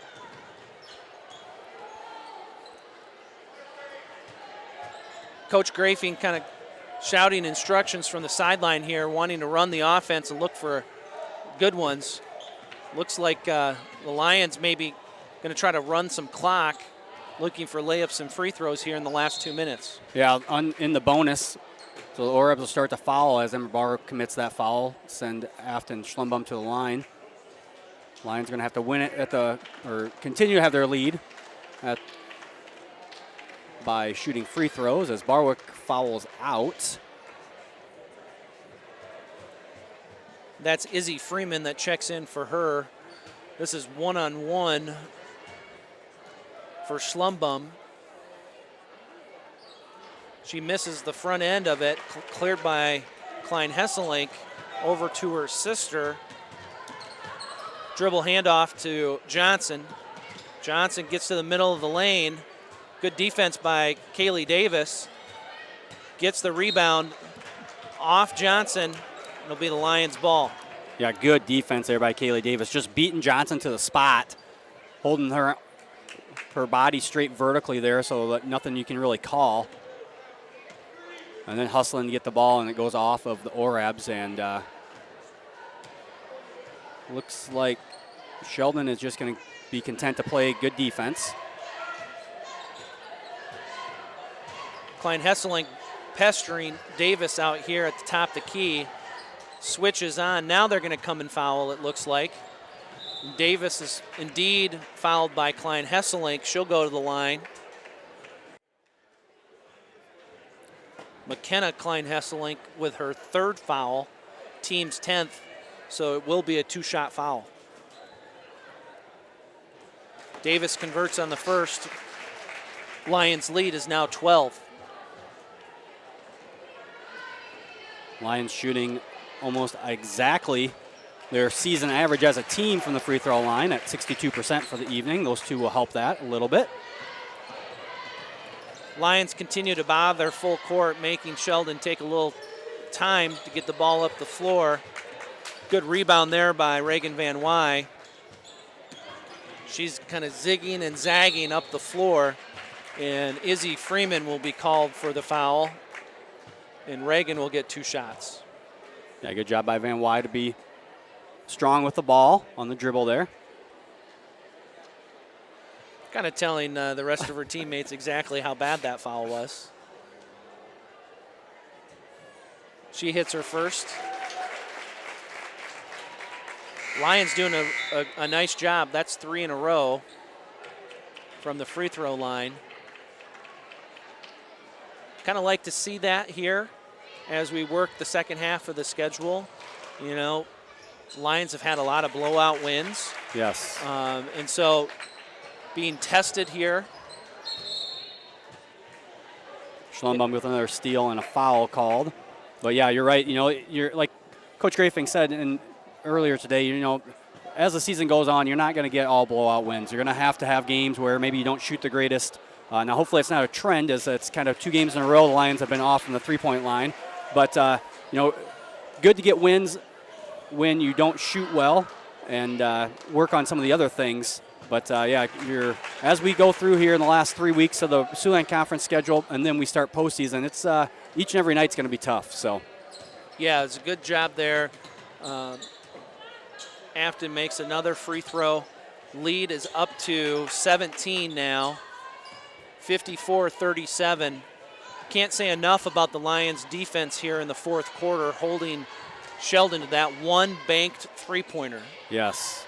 So even the one that went down was contested, and have done a really, really nice job of putting the clamps on Sheldon here in the 4th quarter. And that banked in 3 was off of a switch to a zone defense and not off their man-to-man, which is what they play probably about 95% of the time. So, yeah, real good defense in the 4th quarter as the Lions will get the 54-37 win, and they will improve to 15-1 overall, 12-1 in conference play. Sheldon will fall to 9-9 overall and 6-9 in conference play. Sheldon will be back in action this Friday at home versus West Lyon and next Tuesday versus Boyden Hall at home. The Lions, on the other hand, will be on the road for the next 3 games as they will go to Okoboji this Friday, and then next Tuesday they'll be at MOC Floyd Valley. Lions were led by Klosterboer, 16 points and 5 rebounds. Klosterboer also the leading rebounder for the Orabs. Claire Johnson at 16 points and Peyton Lodi at 5 rebounds were their leaders tonight. You know, another comment on the defense. Claire Johnson has 16 for the night, but she had 12 at halftime. So correct. Limit her to only 4 points in the second half. So a nice job there by the Lions, making some adjustments, recognizing who had the hot hand. So hats off to Coach Grafing and all the girls for a great second half, especially that 4th quarter. And that'll do it for our girls game as we are going to get reset here for the boys game, and we'll be back in just a minute with your pregame show for the boys.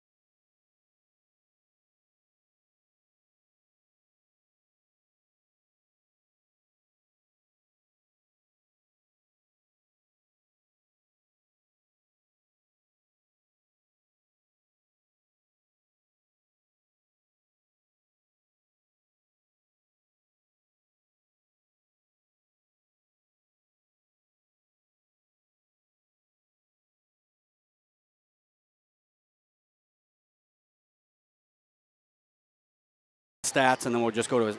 And we are now set for the boys game here as we're getting things changed over. Taking a look at some of the pregame stats as the 6-10 Sheldon Orabs will face the 13-1 Central Lyon Lions. Sheldon averages 48.4 points per game. They shoot 41% from the field, average 27.6 rebounds, 13 assists, 5.1 steals. They also shoot 59% from the free throw line and average 14.6 turnovers per game. On the other hand, the Lions are averaging 80.6 points per game. They shoot 53% from the field, average 35.1 rebounds per game, 17.1 assists, 8.4 steals, and they also shoot 70% from the free throw line and are averaging 11.9 turnovers per game. Earlier today, Coach Gerleman and I sat down to talk a little bit about the game from last Friday and tonight's upcoming matchup, and we'll have that interview now. Welcome back to the pregame show. We're being joined now by Central Lyon boys head coach Ben Gerleman. Coach, thanks for joining us. You bet. Thanks for having me.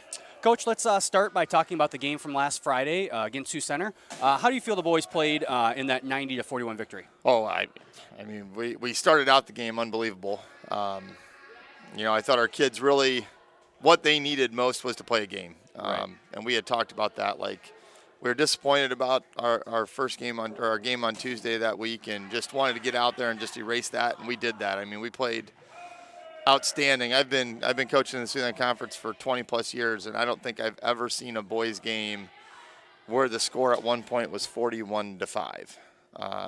And I mean, we did that to Sioux Center, and Sioux Center's actually a pretty good basketball team. I mean, they were not a bad team at all. We hit them in the mouth early, and their guys maybe stopped playing quite as hard. But I was really pleased with just our overall balance and just the way we played. It was outstanding. Yeah, a couple of people asked, 36 points in the first quarter. That's got to be some record. I said, well, I don't think in high school they keep track of how many points you score in a quarter. I go, but I highly doubt there have been very many quarters in high school at Central Lyon at 30 or anywhere where you score more than 36 points. No, 36 is, 36 for a lot of teams is a half. Yeah, and for some it's almost a game at times. For a few teams, it's close to a game. You're right, and so, the fact that, but we've had spurts like that before. Earlier in the year when we played West Lyon, I think we scored 42 points in an 8-minute stretch. Mm-hmm. So we've got the explosive ability to do that. And the nice thing about the way we did it was we were getting stops and rebounds, and that led to running. It wasn't all just turnover. We did a nice job of playing defense, being physical, and rebounding, and that led to a lot of points. So all in all, I think we had 8 kids that night, 7 or 8 kids that scored 8 or more points. Just a great way to finish our week and get us back on track. That's right. Yeah, it was. I thought probably one of the better quarters of basketball I've probably ever seen as far as all-around basketball. I mean, Good defense, good offense, and not just one kid doing it all. It was spread out over 6-7 guys out there for Lions. Yep. So it was a great night. Now moving on to tonight, we'll have Sheldon at home. Just last Monday, played over at Sheldon, 69-37 victory in a makeup game from a snow date earlier in the year. Tell us a little bit about what we'll see out of the Orabs. Well, it's going to be a completely different game than last Monday. Last Monday they played and they had their best perimeter player was sick and didn't play. So they were missing their primary ball handler and leading scorer from the guard position. So tonight's going to be different. It's obviously contrasting styles. Mm-hmm. We talked about us scoring 36 and a quarter. They're averaging like 48 for a game. Right. So they don't want to play fast. They want to make it about possessions. I'm anticipating them playing a lot of 2-3 zone, which they've done here in the last 4 or 5 years. But everything I watch on film of them, they're always playing man-to-man. So as much as I watch that on film out of them, I'm expecting a 2-3 zone from them tonight. And they're going to just try to limit how many possessions there are in the game. And we obviously don't want that. Right. We don't mind playing that way, but our strengths as a unit are not walk it up the court, play half-court offense. Right. We can do it. So it's going to be contrasting styles, and if we can win out the battle of how we want the game to be played, and we may have to give them a few easy baskets just to try to encourage them to run. Right. But all in all, it's going to be much different than it was last Monday, and we're hoping for it to be a competitive game, but a game that we can hopefully take charge of. Yeah, you know, Sheldon always well coached. They always give it all when they're out there. So it's obviously always a tough time every time you face the ORABs. Yeah, so. yeah. Coach Mason does a great job with them. They never have the go-to, like, go get me 20 a game type of kid. Like, I wouldn't say they would ever have like a Zach Letmer or a Tanner Tesla or Lucas Renz. They don't ever have that type of player.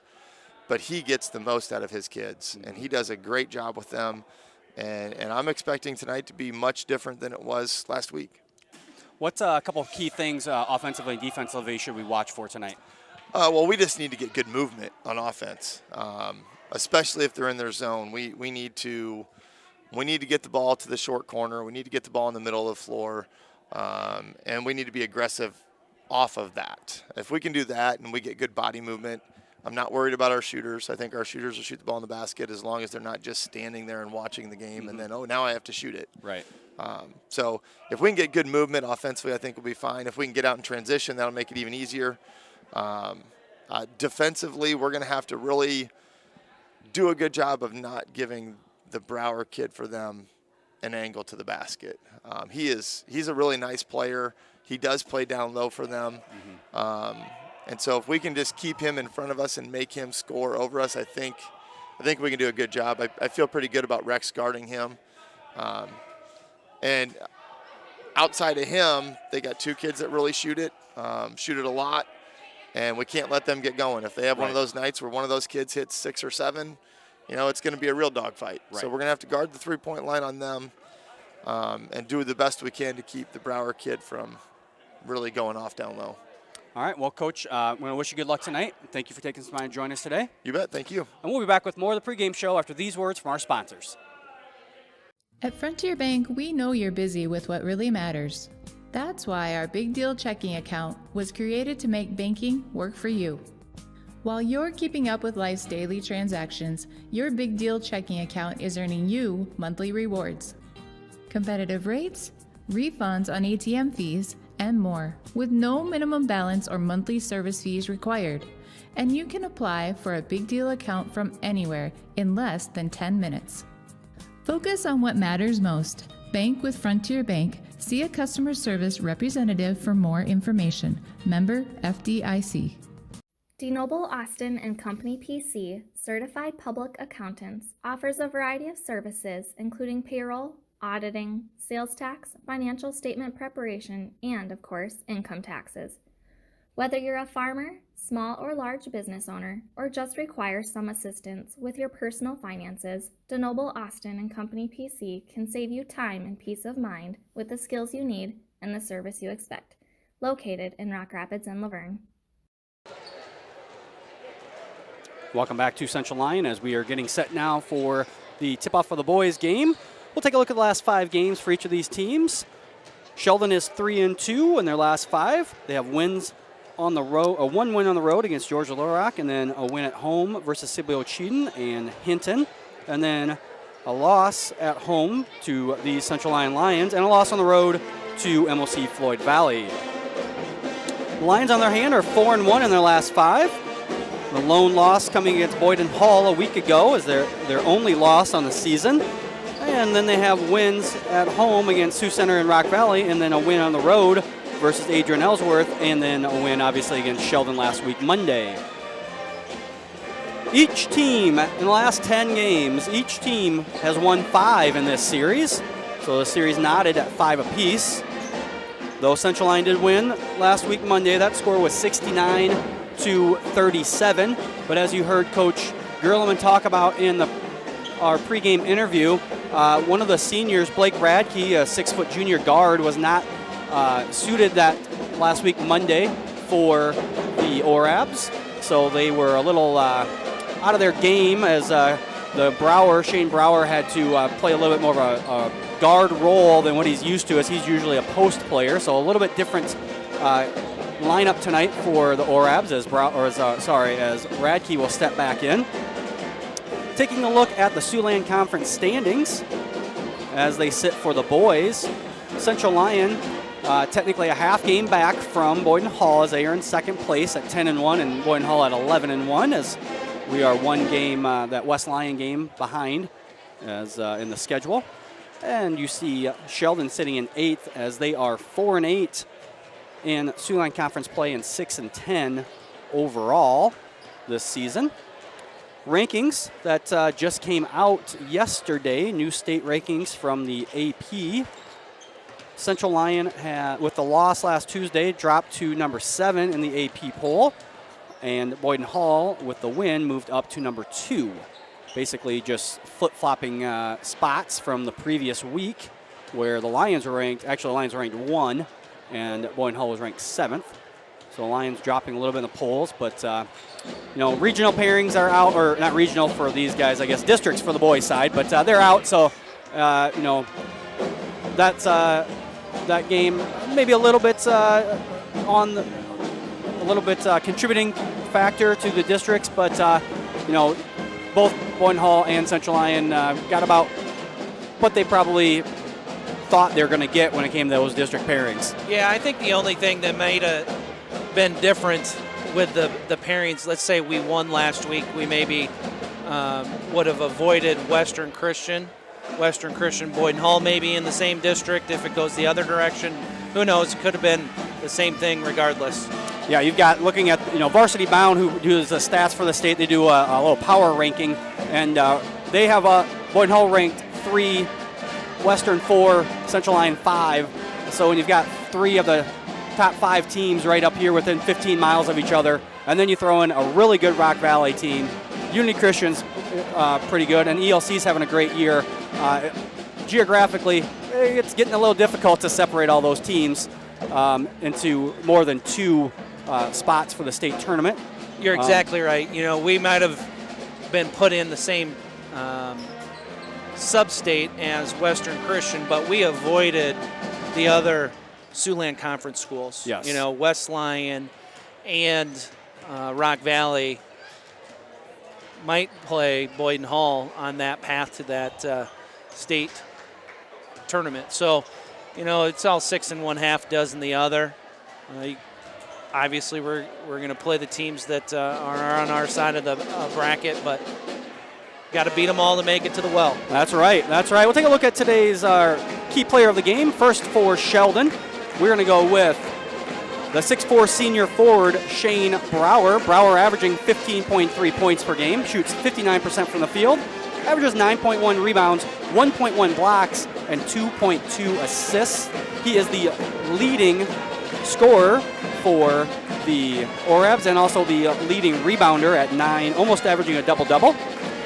Yeah, Brower, looking through the statistics from last year, was the 3rd team all-conference selection, so he's definitely got a target on his back.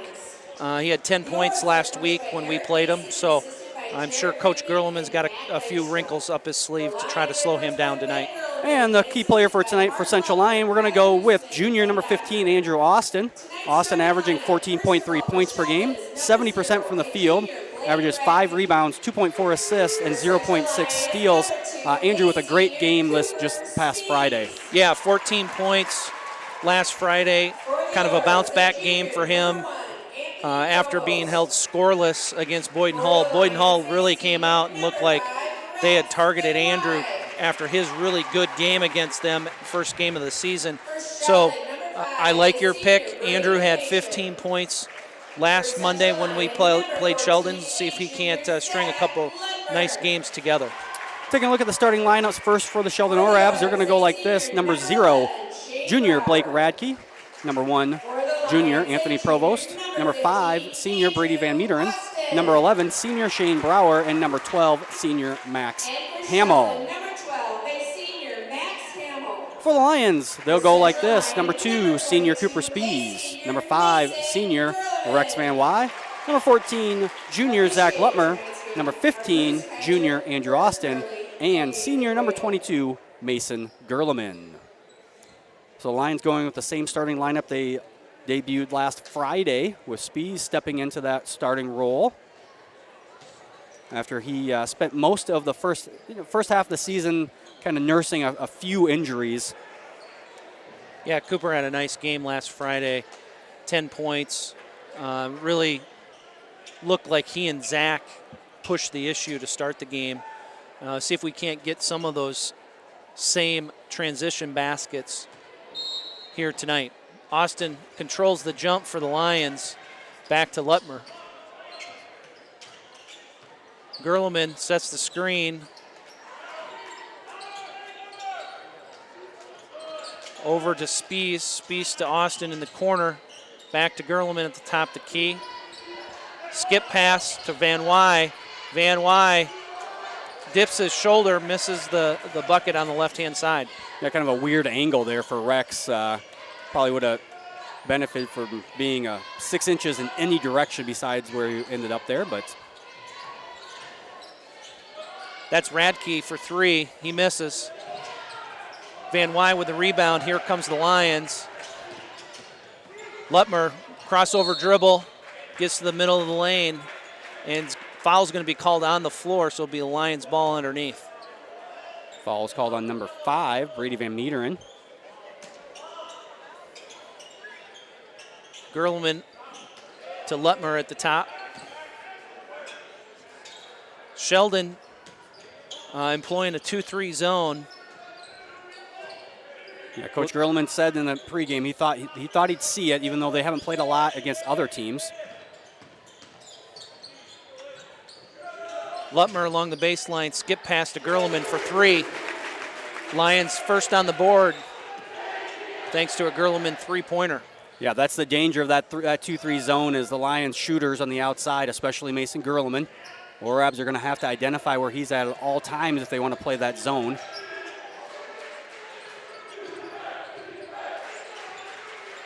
That's Hamill looking to get baseline, but Austin plays some good defense. Makes the stop. Brower inside. The nice little post move over Van Wy for 2. Yeah, good defense there by Rex, but just a better offensive move by Shane Brower as he was able to get the nice little quarter turn. Yeah, tip of your cap on that one. Here's Lutmer for 3, and it's good. Back-to-back three-pointers for Central Lyon. Yeah, the Orabs came back and man-to-man that time. Lions do a good job of recognizing the defense and find Lutmer for a wide-open 3. Lutmer with the block on Radke. Quickly back the other direction. Gets the left-handed layup, fouled. Ball bounces off the rim, and he'll go to the line. See here on the replay. Again, like we talked about, Zach, nobody stops him. He's going all the way to the rim. He doesn't care who the guy is that's down low. Zach misses the first. Zach shooting 72% from the free throw line on the season. See if he can't right the ship here on the second shot. Indeed he does. Lions lead is now up to 5. Score is 7-2. Actually, we're getting a lane violation called as Zach was over the line, they say. So that one is no good. Kind of so continues our streak of 3 games in a yes. row with lane violations. Yes. Cooper with the steal here, kind of trap in the corner. Provost turns it over. Yeah, good defense here you see in the replay as Spies gets that deflection. Takes it up hard in the middle and draws the foul. That's 3 quick fouls here on Sheldon. Lions missing all 3 of those free throws. Not a trend we want to start for the game. Cooper nails the second, and now the lead is 7-2. Radke bringing the ball up against some man-to-man pressure here from the Lions. Lutmer guarding Radke for Sheldon. Over to Provost, guarded by Spies. In and out for Sheldon, and that's Brady Van Meteren.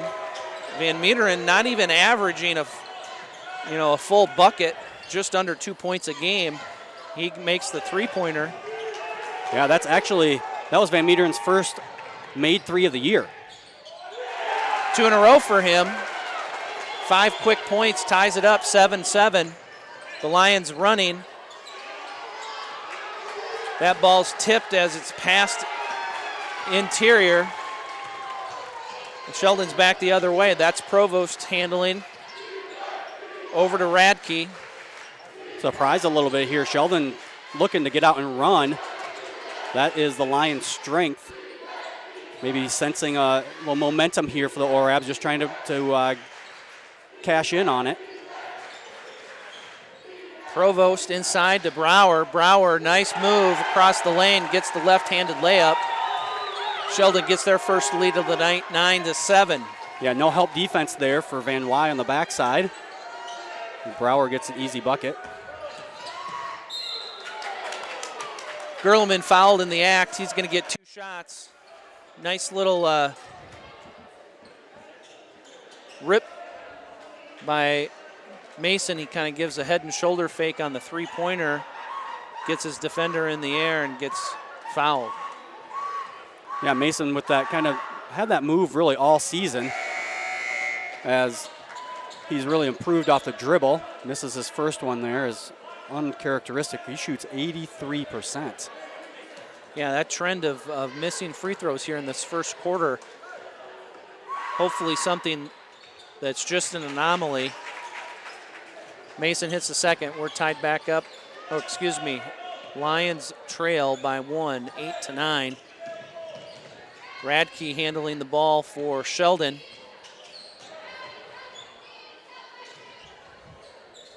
Volink in now for Sheldon. And that is Hamill, his first bucket of the ball game. Lions back quickly, 2 quick passes. Reese Vanderzee drops it for Cooper Spies for his first bucket of the night. Lutmer with a steal, another quick bucket. And Sheldon takes the timeout. Coach Mason wanting to stop this run here for the Lions as we race to a 12-11 lead. Yeah, that's the danger of trying to pick the pace up, as that's really what the Lions do well. Lions getting a run out there by Vanderzee, who finds Cooper Spies. Credit Cooper for going at the rim. A lot of guys would just hang back, assuming that Reese is going to make that layup. And then Lutmer with a quick steal and a hard bucket. And Lions back in the lead here, as we are just under the halfway mark of this first quarter.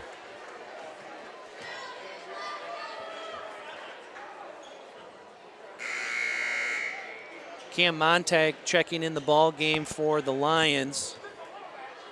So we've got Lutmer, Vanderzee, Montag, Spies, and Gerleman for the Lions, applying the full court pressure. That's Vanderzee checking Radke on the way up the floor, doing a really nice job of making him zigzag. Post pass right there from Brower. Hands it back to Hamill. He'll gets a layup, 12-13. Sheldon with the lead here with about 3 minutes left to play in the first quarter. Gerleman with a nice bank shot. Lions regain the lead, 14-13. Great job by Mason, knowing where he was on the court that time to be able to use the backboard. Brower fouled. They're going to count the basket. Foul on Montag. Yeah, unfortunately there, Montag, pretty good defense until maybe the very last second when he took that arm and kind of went for the ball. Just the first team foul for the Lions as well. A lot of scoring here in the first quarter. 16-14. Sheldon has the lead. The Lions are used to scoring a lot of points, as they scored 36 in the first quarter just themselves last game, though not used to giving up this many.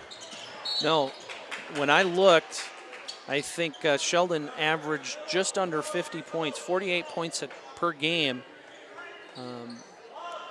They're punching above their weight at the moment. Here's Lutmer at the top of the key. Sheldon back to a 2-3 zone. See if we can't get something open for Mason Gerleman. Good pass deflection there by Sheldon.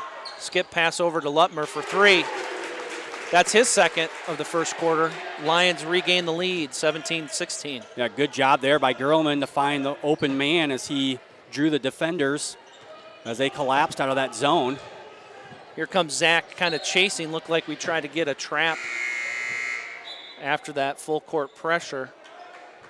Andrew Austin checks back in, and Cooper Spees will go to the bench. Looks like Van Meteren back in the game as well for the Orabs.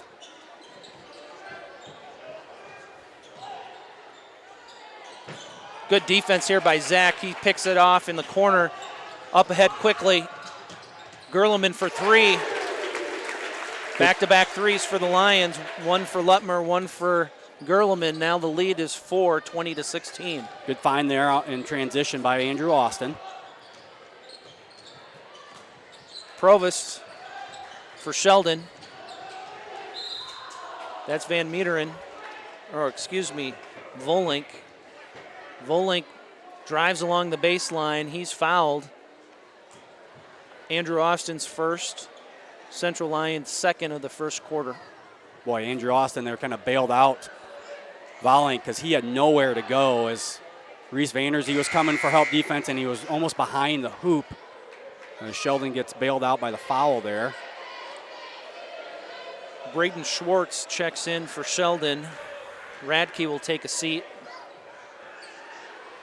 Volink makes the second. The lead is cut to 2.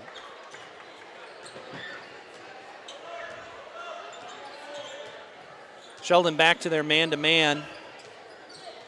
Lutmer, nice crossover move. Gets to the elbow, but just misses the jump shot. Here's Volink. Again, Zach rushes him, turns him over. Reese Vanderzee picks it up. Tries to get it back to Lutmer, but Sheldon knocks it out of bounds. Be the Lions' ball underneath. Yeah, really good hustle there by Van Meteren to get back. The senior guard experience there. Doesn't give up on anything and give the Lions something easy. Good defense here by Sheldon on the inbounds. Andrew Austin sizes up his own three and banks it home. Not sure if Andrew meant to bank that one, but either way it goes in. Take them as they come, right? 3 in a row, you know. Banks open at 7:30, quarter to 8. Good ball pressure there. Forces an errant pass by Sheldon.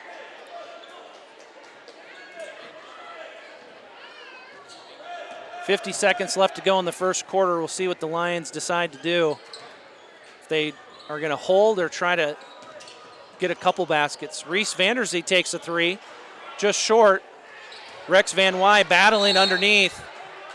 He's going to get called for the foul. Good aggressive play there by Rex. Can't fault him for trying to get that rebound. No, not at all. Get the little tip and then going after it just kind of tackles the Orab that was also going for the ball. Cooper Spees checks back in. Reese Vanderzee will take a seat for the last 36 seconds of the first quarter. This is Radke, brings it up for Sheldon. Again, Lutmer kind of rushing the Sheldon player that's bringing the ball up the floor, looking to create a turnover. Yeah, kind of like an old run and jump type of defense. Good block there by Andrew Austin. Again, Van Meteren, the senior, contesting the steal, kind of knocks it out of the hands of the Lions. Slows it down here. Van Wy to inbound to Lutmer. Just under 14 seconds left to play in the first quarter. Lutmer with a nice hesitation to the left. Rebound by Andrew Austin. Nice putback there at the end of the quarter. Lions take a 7-point lead, 25-18 after 1. After a long day, deciding on dinner can be tough, but a few simple words can make everything better. Pizza's here.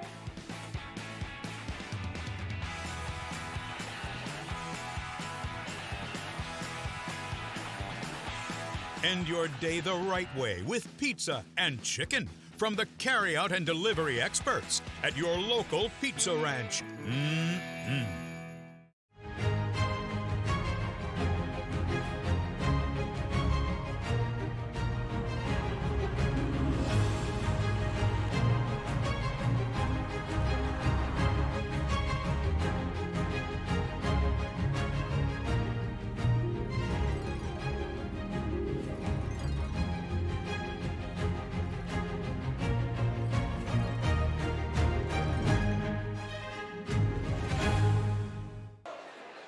Back here in Rock Rapids as we're getting set for start of the second quarter.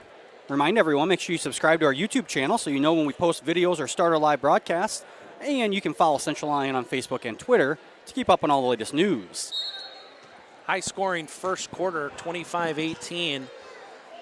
Both teams kind of outpacing their season averages there after one. We'll see what happens here in the second quarter. That three-pointer short for Sheldon, rebounded by Andrew Austin. He brings it up. Lions moving around the perimeter. Mason Gerleman gets to the elbow. He misses the jump shot. The shot Mason has been making pretty consistently all year. That one unable to go down, but Gerleman still with 9 points on the evening. Radke over to Provost. Provost guarded by Spies. That's Volink in the corner. Back to Provost. Sheldon content to run their offense here to start the second quarter. Coach Mason now calling for a specific set play. They get a screen and roll at the top of the key. They settle for a contested three. Rebounded again by Austin. Out to Lutmer. Lutmer in and out. Over to Austin for three. His three misses. Rex Van Wy does a nice job, just unable to come down with that. And Sheldon goes back the other way. Yeah, good save there by Volink as that ball was inches away from going out of bounds off of Sheldon. Here's Volink. Gets behind Gerleman for two at the elbow. Mason misses on the steal attempt. Quickly ahead. Nice look by Zach Lutmer. Sheldon sleeping on the transition. Yeah, you know, Sheldon, as most teams do, run with Mason all the way down the court and try to not let him get that three-pointer. That time Mason takes advantage of it and just goes to the hoop. Yeah, Zach with a nice pass. Mason led there towards the hoop by Zach. See if we can't get a stop here. Andrew Austin called for a cheap one at the top of the key, just kind of stutter-stepped. Couldn't stop his momentum and just ran into Radke for Sheldon. Yeah, that's his second, so he'll get a little break here, unfortunately, as Andrew went for the steal there, just got a little bit out of position, and like you said, couldn't hold his momentum back. Here's Brower with the ball out on the perimeter. That might be the first time we've seen him outside the paint. A little stutter step by Radke, gets him behind the screen for three. Lions lead is cut to 4, 27-23. Here's Gerleman from the wing. He misses. Rebounded by Lutmer inside to Montag for two. Good job there by Lutmer to find Montag, and then Montag up very quickly before the defense even knows what's going on. Cam has 2 points. Here's that run and jump again from Zach Lutmer. Zach playing almost like a rover out there. Yeah. Not guarding the guy that's bringing the ball up the floor, but just rushing him as soon as he gets across half court. Yeah, it's a defense when 20 years ago when I was in high school, you'd see Rock Valley play all the time very successfully. Lutmer over to Montag for three. Nice rebound there by Cooper Spies. Just kind of snatched it out of the air. Yeah, Spies just elevates and grabs it above everyone and puts it right back in for two. Lions lead is now 8. This time that was Reese Vanderzee who made the kind of run and jump. Lutmer takes the lazy pass in for a dunk. The lead is now 10, 33-23 at the 4-minute, 20-second mark of the second quarter. Coach Mason wants to call timeout. Looks like a full timeout, so we'll take it. Oh, no, sorry, 30-second timeout. No one's sitting down. Yeah, just kind of a lazy pass there. Lutmer steps into the passing lane and really goes the length of the floor for the dunk.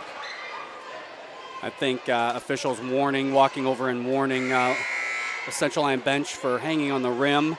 You know, one of those things that high school kids, you know, they want to get up and they dunk it, and sometimes momentum carries them and they got to hang on for a little bit. Officials didn't really like that one. You kind of see the official move, go over and say something to Coach Gerleman, and then they talk to Zach. But Lions on that little run and jump, multiple guys doing it. A little risky if you leave the wrong guy open, but the Lions have done a great job so far in rotating on the defense to leave the guy furthest away from the ball open and not allow any cheap baskets out of that defense. Here's another switch by Mason Gerleman at the top of the key. Almost picks another pass off, but Sheldon's able to control it. This is Volink, guarded closely by Cooper Spies. Nice job. He forces him to pick up his dribble. Van Meteren now back to Volink. Spies is going to be called for the body as Volink goes baseline. Yeah, Cooper just a little too much contact, I guess, for the officials, as just chests them up a little bit. Looks like Jay Schrick is checked into the ball game. He forces the turnover. Zach Lutmer quickly back up the floor. He's going to get the continuation. That's good to see. Yeah, Provost there, you see in the replay. Lutmer gets it, nobody stops him. Provost trying to foul right away, or the whole time, I guess, but obviously not right away, and lets Lutmer get into the act of shooting. Hard to foul Zach. He's so quick with the ball. By the time that you're reaching in, he's already half a step past you. Yeah, you really got to pick him up almost at the white line, the 10-foot line for volleyball, because if you don't, in those situations, those transition situations, he is going to either drive all the way or look to kick to somebody wide open on the three-point line. Lions lead now 13. This is Brower. Brower penetrating, but he just passes it directly to Cooper Spies. Spies to Lutmer. Lutmer up and over. Foul's called on the floor. Kind of the same situation as Spies. When Spies was called for a foul, just a little too much with the upper body there by Van Meteren. That's the 7th foul on Sheldon, so Zach will go to the line for a 1-and-1. He converts the first, second coming. You know, and quite honestly, as good as Zach is at finishing around the rim, not always the worst idea to foul before he gets a shot up. Make him at least earn at the free throw line. Yeah, working those law of averages. Zach helping his free throw percentage makes both. The lead's now 15.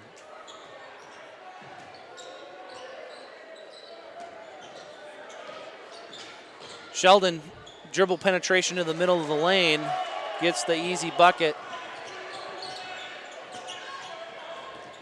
The Lions on that time didn't do a very good job on rotating, as Radke able to get an easy bucket.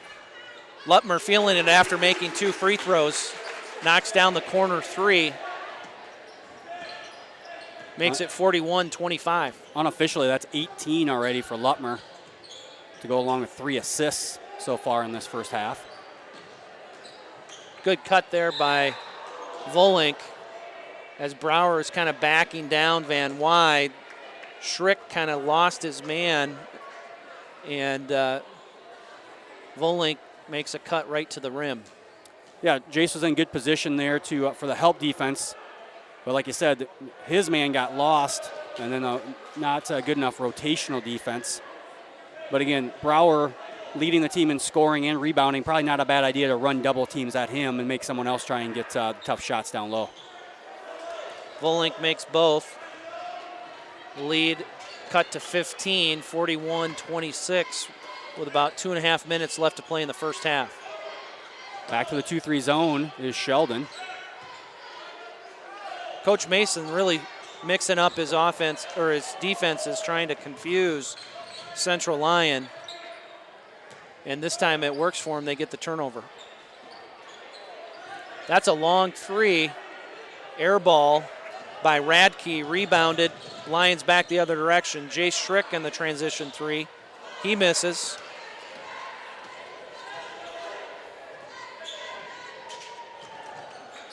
Sheldon quickly back the other direction.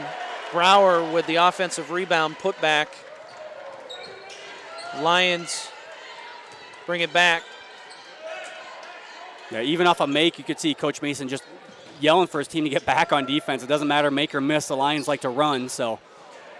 Good position there by Rex on the backside.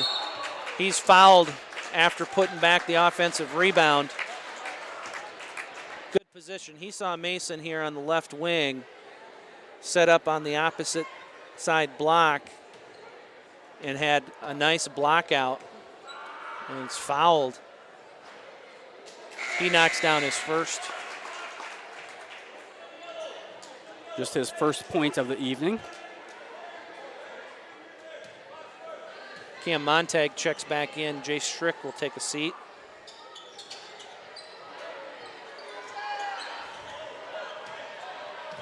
Rebounded by Max Hamill. Hamill back-to-back rebounds for Sheldon. Inside to Brower. Here comes a double team. Lutmer forces Brower to turn it over. Careless pass. Yeah, the Lions really sped up Brower. He had lots of time. His teammate was coming to him that was uncovered, but Brower just kind of panicked there, and Lions forced a turnover. Instead of coming into that good old jump stop, taking a pause and just looking for who is open, Zach forces the issue and gets the turnover. Sheldon back in that 2-3 zone. Mason, a couple quick dribbles, misses the bank shot this time. Cleared by Radke. Sheldon has the ball with just under a minute left to play in the first half. Good help side defense leads to a block by Cam Montag. Gets a reaction from the student section. Yeah, Cam with a great help defense there. Sheldon content to throw it all the way to the backcourt. That's an interesting inbounds play. Van Meteren now with the ball, guarded by Spies. Over to Volink. Back to Van Meteren. Gerleman on the guard. This is Hamill. Good help side by Zach. Spies steps into the passing lane. He goes the distance for an easy layup. Good pressure there by the Lions in the half court. Yeah, Lions defense really picking it up here in the second quarter. Led to a few runouts. Here's Volink, gets back to that middle of the lane. Nice easy jump shot. Quickly ahead, Andrew Austin gets it off, but just off the back iron. Yeah, good find there in the last second. Unable to go down for the Lions, but Lions with a 19-10 advantage that quarter to extend their lead to 14. Good quarter for the Lions. Yeah, really well done. Good half, 44-30. Lions on pace for 88, which is above their average. Sheldon, I think, happy with scoring 30 points. Yeah, their average is just under 50, so. Yeah, obviously Coach Mason's going to be happy with the offensive output so far. Just they're going to need a few more stops on defense, and Lions have to just continue to do what they're doing and keep extending their lead. We're going to take a break here as we've got our halftime interview, senior interview with Cooper Spies coming up, and then we'll be back for the start of the third quarter here on the CL Broadcast Network. Here's to welcoming moments, big and small. At Avera, our nationally recognized health system will be right here with you, with care and coverage. Partner with Avera for more hellos, more hugs, more memories. We'll move you forward through sickness and health, and every milestone in between. Hello possibility, hello healthy, hello life. Avera, moving health forward. At Frontier Bank, we know you're busy with what really matters. That's why our Big Deal checking account was created to make banking work for you. While you're keeping up with life's daily transactions, your Big Deal checking account is earning you monthly rewards. Competitive rates, refunds on ATM fees, and more, with no minimum balance or monthly service fees required. And you can apply for a Big Deal account from anywhere in less than 10 minutes. Focus on what matters most. Bank with Frontier Bank. See a customer service representative for more information. Member FDIC. After a long day, deciding on dinner can be tough, but a few simple words can make everything better. Pizza's here.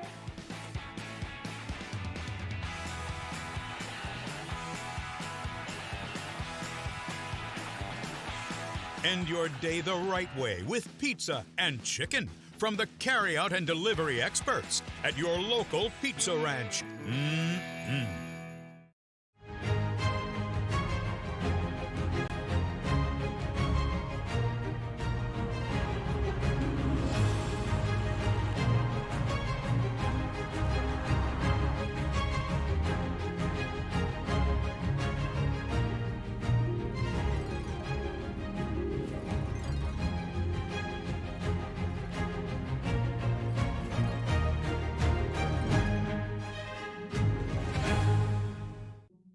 When the world changes, you change with it. By embracing new rhythms, redefining connection, and taking less for granted, you push through the uncertainty. And at every point along the way, we stand with you. Because even when your world looks different, our commitment to your care stays the same. Sanford Health. Health lives here. DeNoble Austin and Company PC, certified public accountants, offers a variety of services including payroll, auditing, sales tax, financial statement preparation, and, of course, income taxes. Whether you're a farmer, small or large business owner, or just require some assistance with your personal finances, DeNoble Austin and Company PC can save you time and peace of mind with the skills you need and the service you expect. Located in Rock Rapids and Laverne. Welcome to the Lions Den, where we get to know our student athletes a little more in depth. Today I'm joined by Cooper Spees. Cooper, thanks for joining me. Nice to have me. All right, Cooper, well, let's start in the classroom. What is your class schedule like this semester? To start off the day, I have reading American Lit, then study skills, and then I go to Algebra 2. Then I follow with independent art, and then I got single survival, and then I have a study hall, which I just use for open campus. And then we finish off the day with choir and strength and conditioning. All right. Busy schedule, only one study hall. A lot of the seniors have multiple study halls, take advantage of that open campus. Yes. Now, Cooper, obviously you're a senior here at Central Lyon on the basketball team. Tell us a little bit about how the season's gone so far. We're having a really good season. Too bad that we have one loss on the season to Boyden Hall, but hopefully to end off the season, we just end with that one loss and we just do good through the tournament. All right. Besides basketball, what are some of the other things that you're involved in here at Central Lyon and in our community? I do football, baseball, track, and I am also a part of choir for after-school choir, and then I'm also part of FCA. All right. Let's talk a little bit about the team. What are some of the team goals that you guys have set for yourselves this year? I think one of the obvious ones is make state, but just personally just to like get better as a team and just to grow. All right. And what about individual goals just for yourself? I would say probably just to have fun. All right. That's always good. That's the goal, right? It's a game. Yeah. You're supposed to have fun. Mm-hmm. Now, as a senior, you've been a part of the program for many years. What advice would you have for some of the younger players that are in the program right now? Personally, I would say just stick it out, because if you quit, you couldn't have had as much fun as like I did. Right. If you stick with it, you'll have way more fun, you'll get better, and you'll be a better person at the end of it. Nobody ever says, I'm really glad I stopped doing that, right? Everyone Yeah. always talks about how they enjoyed, maybe they didn't like it right away or didn't enjoy this one part, but stick within it and see it through, and you always have a good time. Mm-hmm. Now, being a senior, we're in the second semester, and we're on that downhill path here, or downhill slope of the school year. What are your plans for next year? I am going to attend Northwestern University to play football, and I'm going to major in exercise science. All right. Going to be a Red Raider. Mm-hmm.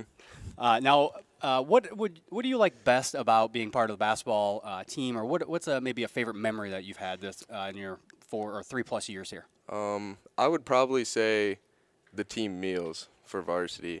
There's just no better time just to like hang out with all the guys on varsity and just have a good time and eat a meal. You know? The meals must be very good because that's a very common response to that question. Yes, So they're very good. parents must be putting on cooking some decent food for you guys. Yes, very, very good food. Well, thank you, Cooper, for joining us today. And now back to the booth after a word from our sponsors.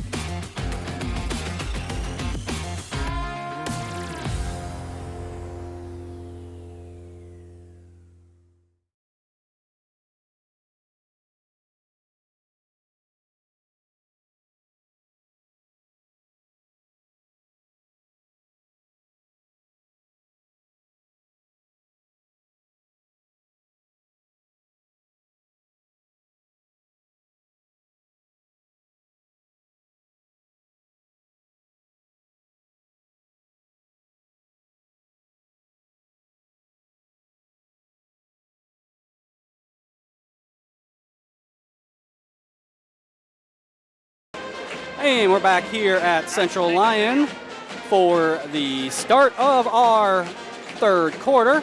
Start of our third quarter. Got confused there for a second. Lions with a 14-point lead, and they will start with the basketball. Nice first half by the Lions. Zach Lutmer leading with 18 points. Mason Gerlman with 11. See if we can't continue the good shooting here in the second half. Be nice to extend this lead in the third quarter and get everybody in the game by the end of the night.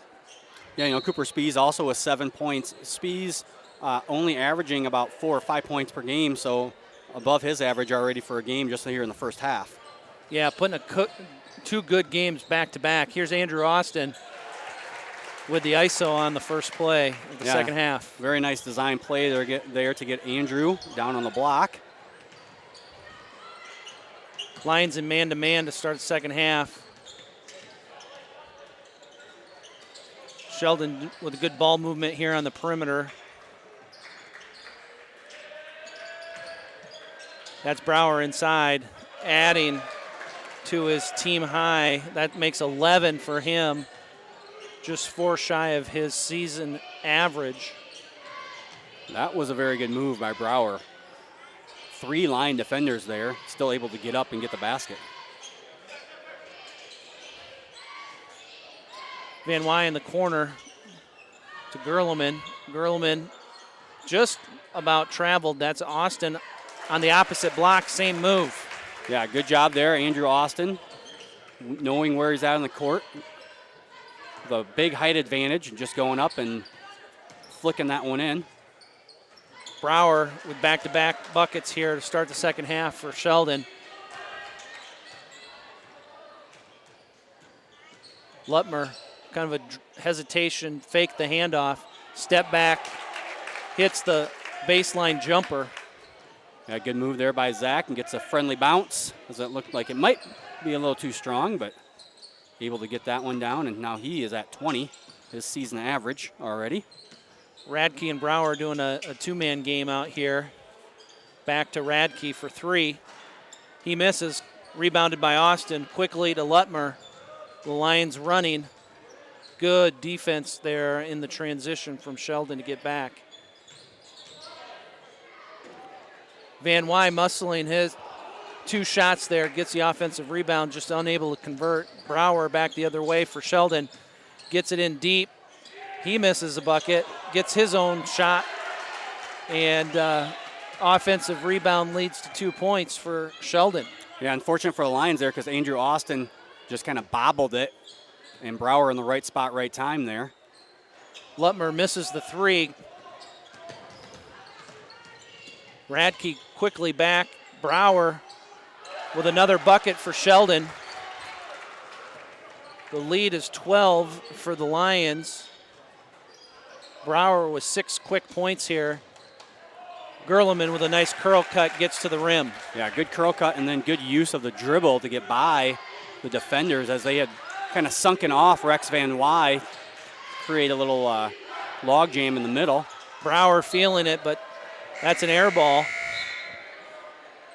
I'm guessing he doesn't take too many threes.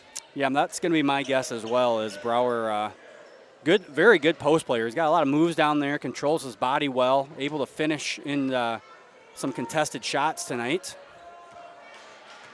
Spieth controlling the ball for Lions. Looking to run a set here, see if we can't get Mason off for back-to-back buckets of his own. Over to Van Wy, back to Spieth. Free throw jumper misses, rebounded by Provost. He's up the floor quickly for Sheldon. Three-pointer misses, rebounded by Lutmer. Austin with a nice spin move there gets another easy bucket for the Lions. Yeah, good find there by Zach Lutmer, and then Andrew Austin, no dribble, just kind of spins around and gets the bucket. Brower proving us wrong. Yes. Says, I can make a 3. Yeah, 20 points now as he and Lutmer both tied for the lead in the game here at 20 points. Brower stepping out, and he's got 20 of the 41, kind of just taking the team on his back a little bit here, as I believe he has at least 7 of the 7 of the 11 points that Sheldon has scored this third quarter. Yeah, he's started the second half hot, and I think Coach Mason called the timeout there and wanted to maybe set something up defensively, try to get a stop and cut this lead,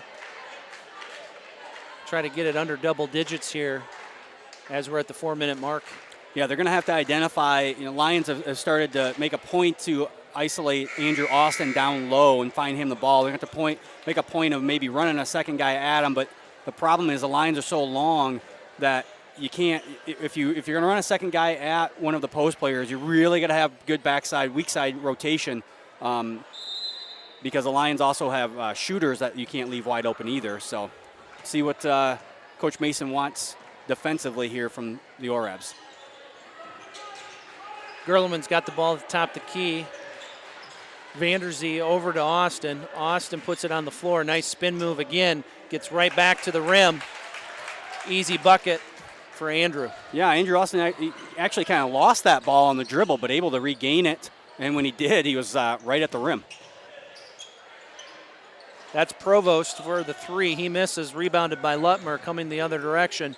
Zach probing his way down the floor, maybe looking for the foul.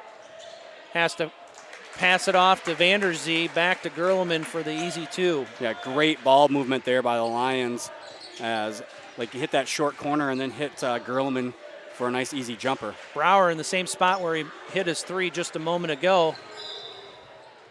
I think Zach might have got picked by the official there. I think he did. The official unable to move out of the way as Vanderzee saw Lutmer try to give him the ball, and Lutmer ran right in the official. Yeah, the official is laughing, but I don't see Lutmer or Reese Vanderzee, who's going to get the turnover, chuckling. No, yeah. Unfortunately, on the side with the players, on the other side, the officials got a lot of room between the end line and the bleachers, but here on the home side, not so much. Lob pass inside to Brower is tipped by Cooper. They're going to say he touched it and touched the end line, so it'll be Sheldon's ball underneath. Yeah, good anticipation there by Cooper Spees. Cooper with a deflection. They looked like Sheldon was going to try to throw the baseball pass to the backcourt again, but Cooper with a good defensive deflection. Spees, he has got a very large vertical jump, so it doesn't surprise me he can get up and make those deflections like that. Volink misses the three, rebound by Austin. Lutmer's got the ball moving quickly into the front court. Austin again kind of one-on-one, getting anything he wants right now. Nice jump shot right in the middle of the lane. Yeah, you can see Andrew Austin calling for the ball. Nice little shot fake, and then gets the jumper off the dribble. Brower here, pick and roll, unable to get an open shot, but he flares to the corner, misses the three. Vanderzee on the rebound, ahead to Lutmer. You know, one of the things with Brower shooting threes is they have no one for rebounding, as Brower is their main rebounder. So when he shoots those threes, the Lions have, every time he misses, the Lions have gotten a pretty easy defensive rebound. Yeah, they've definitely made that switch here to start the second half. Brower looking for his on the perimeter instead of just running to the block. But as you have stated, they're giving up rebounds. Nobody really crashing the board for Sheldon. Yeah, I think Brower's now taken four three-pointers here all in this third quarter. He takes the seat. We got a couple new Sheldon players on the floor. See if the Lions can't force a turnover here as Sheldon's leading scorer gets a little break at the end of the third quarter. Cam Monte, his second block of the evening. Playing inspired defense. Nice ball movement there. All the way from the left side to the right side. Andrew Austin posted up on the right block and got a nice entry there from Reese Vanderzee. Yeah, Andrew Austin again just basically just turning around and putting it up. He's got a height advantage out there, taking full advantage of that here this third quarter. Lions lead is now 21, 62-41. Sheldon looks like they're just kind of content to run their offense. Under 1 minute to play here in the quarter. That's Radke with the two-man game. Over to Van Meeteren in the corner. He misses the three. Contested rebound. Sam Vust working hard for Sheldon, but he's unable to control it. If he knocks it out of bounds, it'll be the Lions' ball. Braden Schwartz checks back in again for Sheldon, in addition to Max Hamill back in the ball game. Lutmer walks it up the floor. See if the Lions hold for the last shot or look to go quickly. Mason in the post. Good ball movement here. 5 seconds. Gerleman on the dribble. Kicks it to Lutmer for 3 at the buzzer. Nice. Good job there by Mason Gerleman not to force anything and find the wide open Lutmer on in the corner, as Lutmer now with 23 leads all scorers here after a very good third quarter for the Lions. We'll be back with the start of the fourth quarter after this word from our sponsors. When the world changes, you change with it. By embracing new rhythms, redefining connection, and taking less for granted, you push through the uncertainty. And at every point along the way, we stand with you. Because even when your world looks different, our commitment to your care stays the same. Sanford Health. Health lives here. At Frontier Bank, we know you're busy with what really matters. That's why our Big Deal checking account was created to make banking work for you. While you're keeping up with life's daily transactions, your Big Deal checking account is earning you monthly rewards. Competitive rates, refunds on ATM fees, and more, with no minimum balance or monthly service fees required. And you can apply for a Big Deal account from anywhere in less than 10 minutes. Focus on what matters most. Bank with Frontier Bank. Back here as we start the fourth quarter.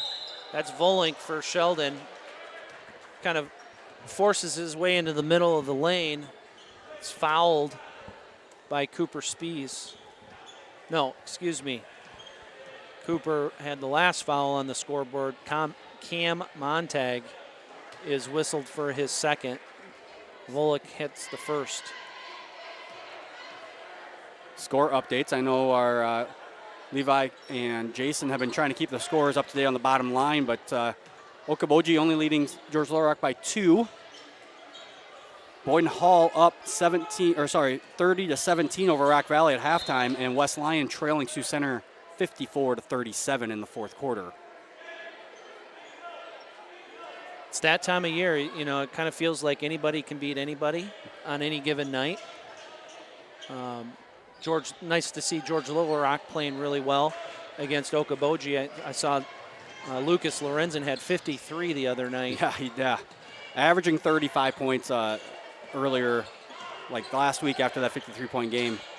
Just a great season for the guard from Okoboji. I see he's going to Dort. For those that have gotten familiar with his game, he's going to be in the area for at least 4 more years. Yes. Brower back in the game for Sheldon, handling the ball over to Volink. Volink guarded by Gerleman. Montag guarding Provost. Into Brower. Brower going to work against Van Wy. Tries the fadeaway, unable to connect. Rebound by Lutmer. Yeah, that's about the first time the Lions have really forced an awkward shot from Brower. Nice drive and kick. Austin misses, but great offensive rebound by Cam Montag. Yeah, good job of positioning there, as you see on the replay. As Montag able to get that and then just muscles it up as he gets raked across the arm by Volink. See if he can't make the old-fashioned three-point play. They didn't call that as good. If he's going to be shooting again. Confusion okay. here. Well, okay. I was going to say. It was definitely good, and they only have one team foul, so it was definitely not a non-shooting foul either. Good to see Cam convert that free throw. Radke for 3 just kind of stops and pops. Good rebound by Hamill. Hamill gets the bucket over Austin. Quickly back the other direction. Gerleman for 3. He misses. Rebounded by Spies. Back outside to Lutmer for 3. Lutmer's ball in and out. Rebounded by Sheldon. Cooper Spies on the guard with about 6 minutes left to play in the ball game. You know, looking up at the board real quick at our unofficial stats are student volunteers are running. Zach also with 6 assists tonight already with 6 minutes left in the game and 5 rebounds to go along with his 23 points. Andrew Austin gets to the middle of the lane. He misses, but Rex Van Wy right there to clear the board and easy putback. Yeah, Rex doing what he does best is getting down and dirty and making the hard rebounds, and that time pays off with an easy bucket. The Lions lead is now 25, 70-40 at the 5:25 mark left to play in the ball game. Lions playing well on both ends of the floor. Have done a nice job defensively this second half, holding Sheldon only 15 points. Yeah, probably not the greatest display of defense in the first quarter, but since then definitely picked up the defensive intensity have the Lions. Brower over to Radke. Radke knocks down the three-pointer from the top of the key. Radke, a 35% three-point shooter on the year, struggling a little bit tonight, 2 of 7. But part of that is tough defense from the Lions. He's getting his. He didn't get to play last week when we played, so wanted to make up for lost time. Andrew Austin in the corner. Van Meteren on the guard. Back to Austin. Over to Van Wy. Gerleman skips it over to Spies. Another spin move by Austin. He's unable to connect this time. Rebound by Provost coming back the other direction. Brower running right down the middle of the floor. He misses the quick shot. But good hustle there by Sheldon. A little ragged play here all of a sudden. And we get a foul. I think Van Meteren's going to get called for that one. Yeah, not the sharpest play here that last couple up and down the court. That'll happen, though, when you get to a 25-point ball game here. Yeah, and the officials have kind of swallowed their whistle this second half. Looking at the scoreboard, the Lions have committed 3 fouls, Sheldon 2. And sure enough, back-to-back fouls by Sheldon. And Mason Gerleman will go to the line to shoot 2. Good curl cut there by Mason, as you see on the replay. Part of his game he's worked a lot on in the offseason, gotten much better at. Mason hits the first one. That's his 16th point of the ball game. Lions approaching their season average, 9 points shy of 80. Mason connects on the second. Yeah, you know, I'm not sure. Coach Gerleman's got a lot of records as far as going back and you know, the season records and things like that, statistics, I should say. I'm going to take a wild guess here and say that the Lions haven't averaged 80-plus points a season long very many times, if ever. Yeah, the offensive output of this team is impressive. When we've got 3 guys in double digits, 2 of them almost averaging 20 points a ball game. That's pretty impressive. You can't just lock down one guy because we can hurt you in multiple ways on offense. Yeah, and like Coach Gerleman said, in the Sioux Center game, we had, I don't know how many, 6 guys at least in double figures in that game. I think we had like 9 or 10 guys score. So the Lions getting it done offensively on most nights here this season. Mason Gerleman, nice dribble drive, gets the jump shot on the block on the right side. Radke back the other direction for Sheldon. Mason steps into the passing lane, gets it over to Lutmer. Lutmer, nice spin move, drops it for Rex Van Wy, adds to his assist total. Yeah, 7 assists now unofficially, as Mason was He was close in the first half and the third quarter, probably 3 or 4 times on the exact same steal. Finally gets it here in the fourth quarter. Radke with the little running one-hander. Cut the lead back to 24 for the Lions. Zach with a nice rip. Just misses the jump shot. Rebounded by Van Wy out to Gerleman. Gerleman kind of hip checked on his way to the rim. Be Lions underneath.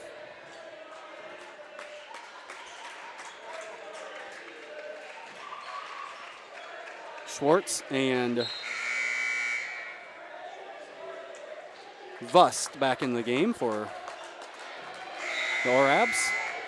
And here comes the substitution. Daniel Stilson, Nathan Miss in for the Lions, in addition to Jay Schrick, who just checked in. So we've got 4 seniors and a sophomore. Reese Vanderzee, the only underclassman in the lineup right now for the Lions. For the Orabs, also checking in Noah Robinson and Parker Thomas, 2 sophomores as well. Stolen that time by Vust, by Sheldon. Volink back the other direction. Robinson over to Volink.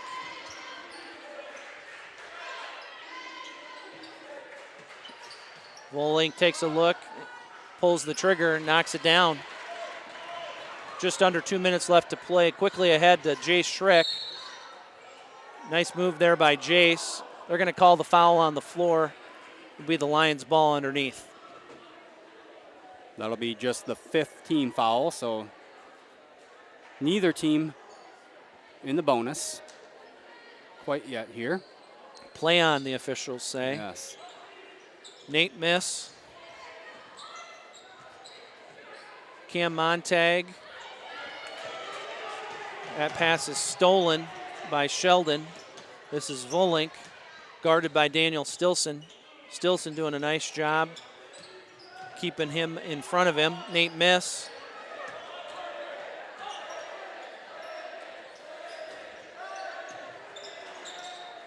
Schwartz misses the 3, rebounded by Montag. Reese Vanderzee quickly ahead, kicks it to Nate Miss. Miss lines up his 3. It rattles around and goes. The senior in the stat book, 79-55 lead for the Lions. Always good when you can get your seniors who contribute in practice, get them in the scoring column in a game. Schwartz with the miss, rebound by Stilson. That ball's knocked away, but it'll stay on that end of the floor. Lions ball. Anthony Courtney checking in for the Orabs, along with, not sure, number 3, who is not on their varsity bound roster. And for the Lions now, Ethan Hofert will check in. And Ephraim Hofert as well. Just under a minute left to play, 79-55. Lions with the lead. Miss inbounds to Schrick. Daniel Stilson lines up the 3, he misses. Looked like Jay Schrick wanted to make sure Daniel got a shot there. Yeah, I talked to Daniel and Nate earlier in the season for their senior interviews, and they have a little contest going to see who can score the most points on the year. Both of them were adamant that they would be the leader by the end of the year. So Anthony Courtney scores for Sheldon. Nate Miss back to Ephraim Hofert. Looks like the Lions are going to be content to hold the ball and dribble it out. Much to the dismay of the student section, who wants Nate or one of those guys to get in the last second shot. But the Lions will get the 79-57 victory, outscoring the Orabs 21-11 in that third quarter to really extend the lead, and then the fourth quarter just maintaining. Yeah, Lions, another good ball game. Good to see everybody get in there in the fourth quarter. What we have, Zach. Lutmer with 23 as the leading scorer for the Lions and overall. Van Wy with 6 rebounds. Brower for 20 for the Orabs. So good night from the 2 leading scorers for each team. Yeah, good ball game. Like we were talking about, nice to see the Lions just come out and get a workmanlike victory tonight. Right at their season average, just 1 point shy. And looking forward to Friday night's game. Yeah, the Lions will be back in action this Friday over at Okoboji. And we will be on the air as well on Friday with the conference wrestling tournament live from Sioux Center. For Mr. Jorth,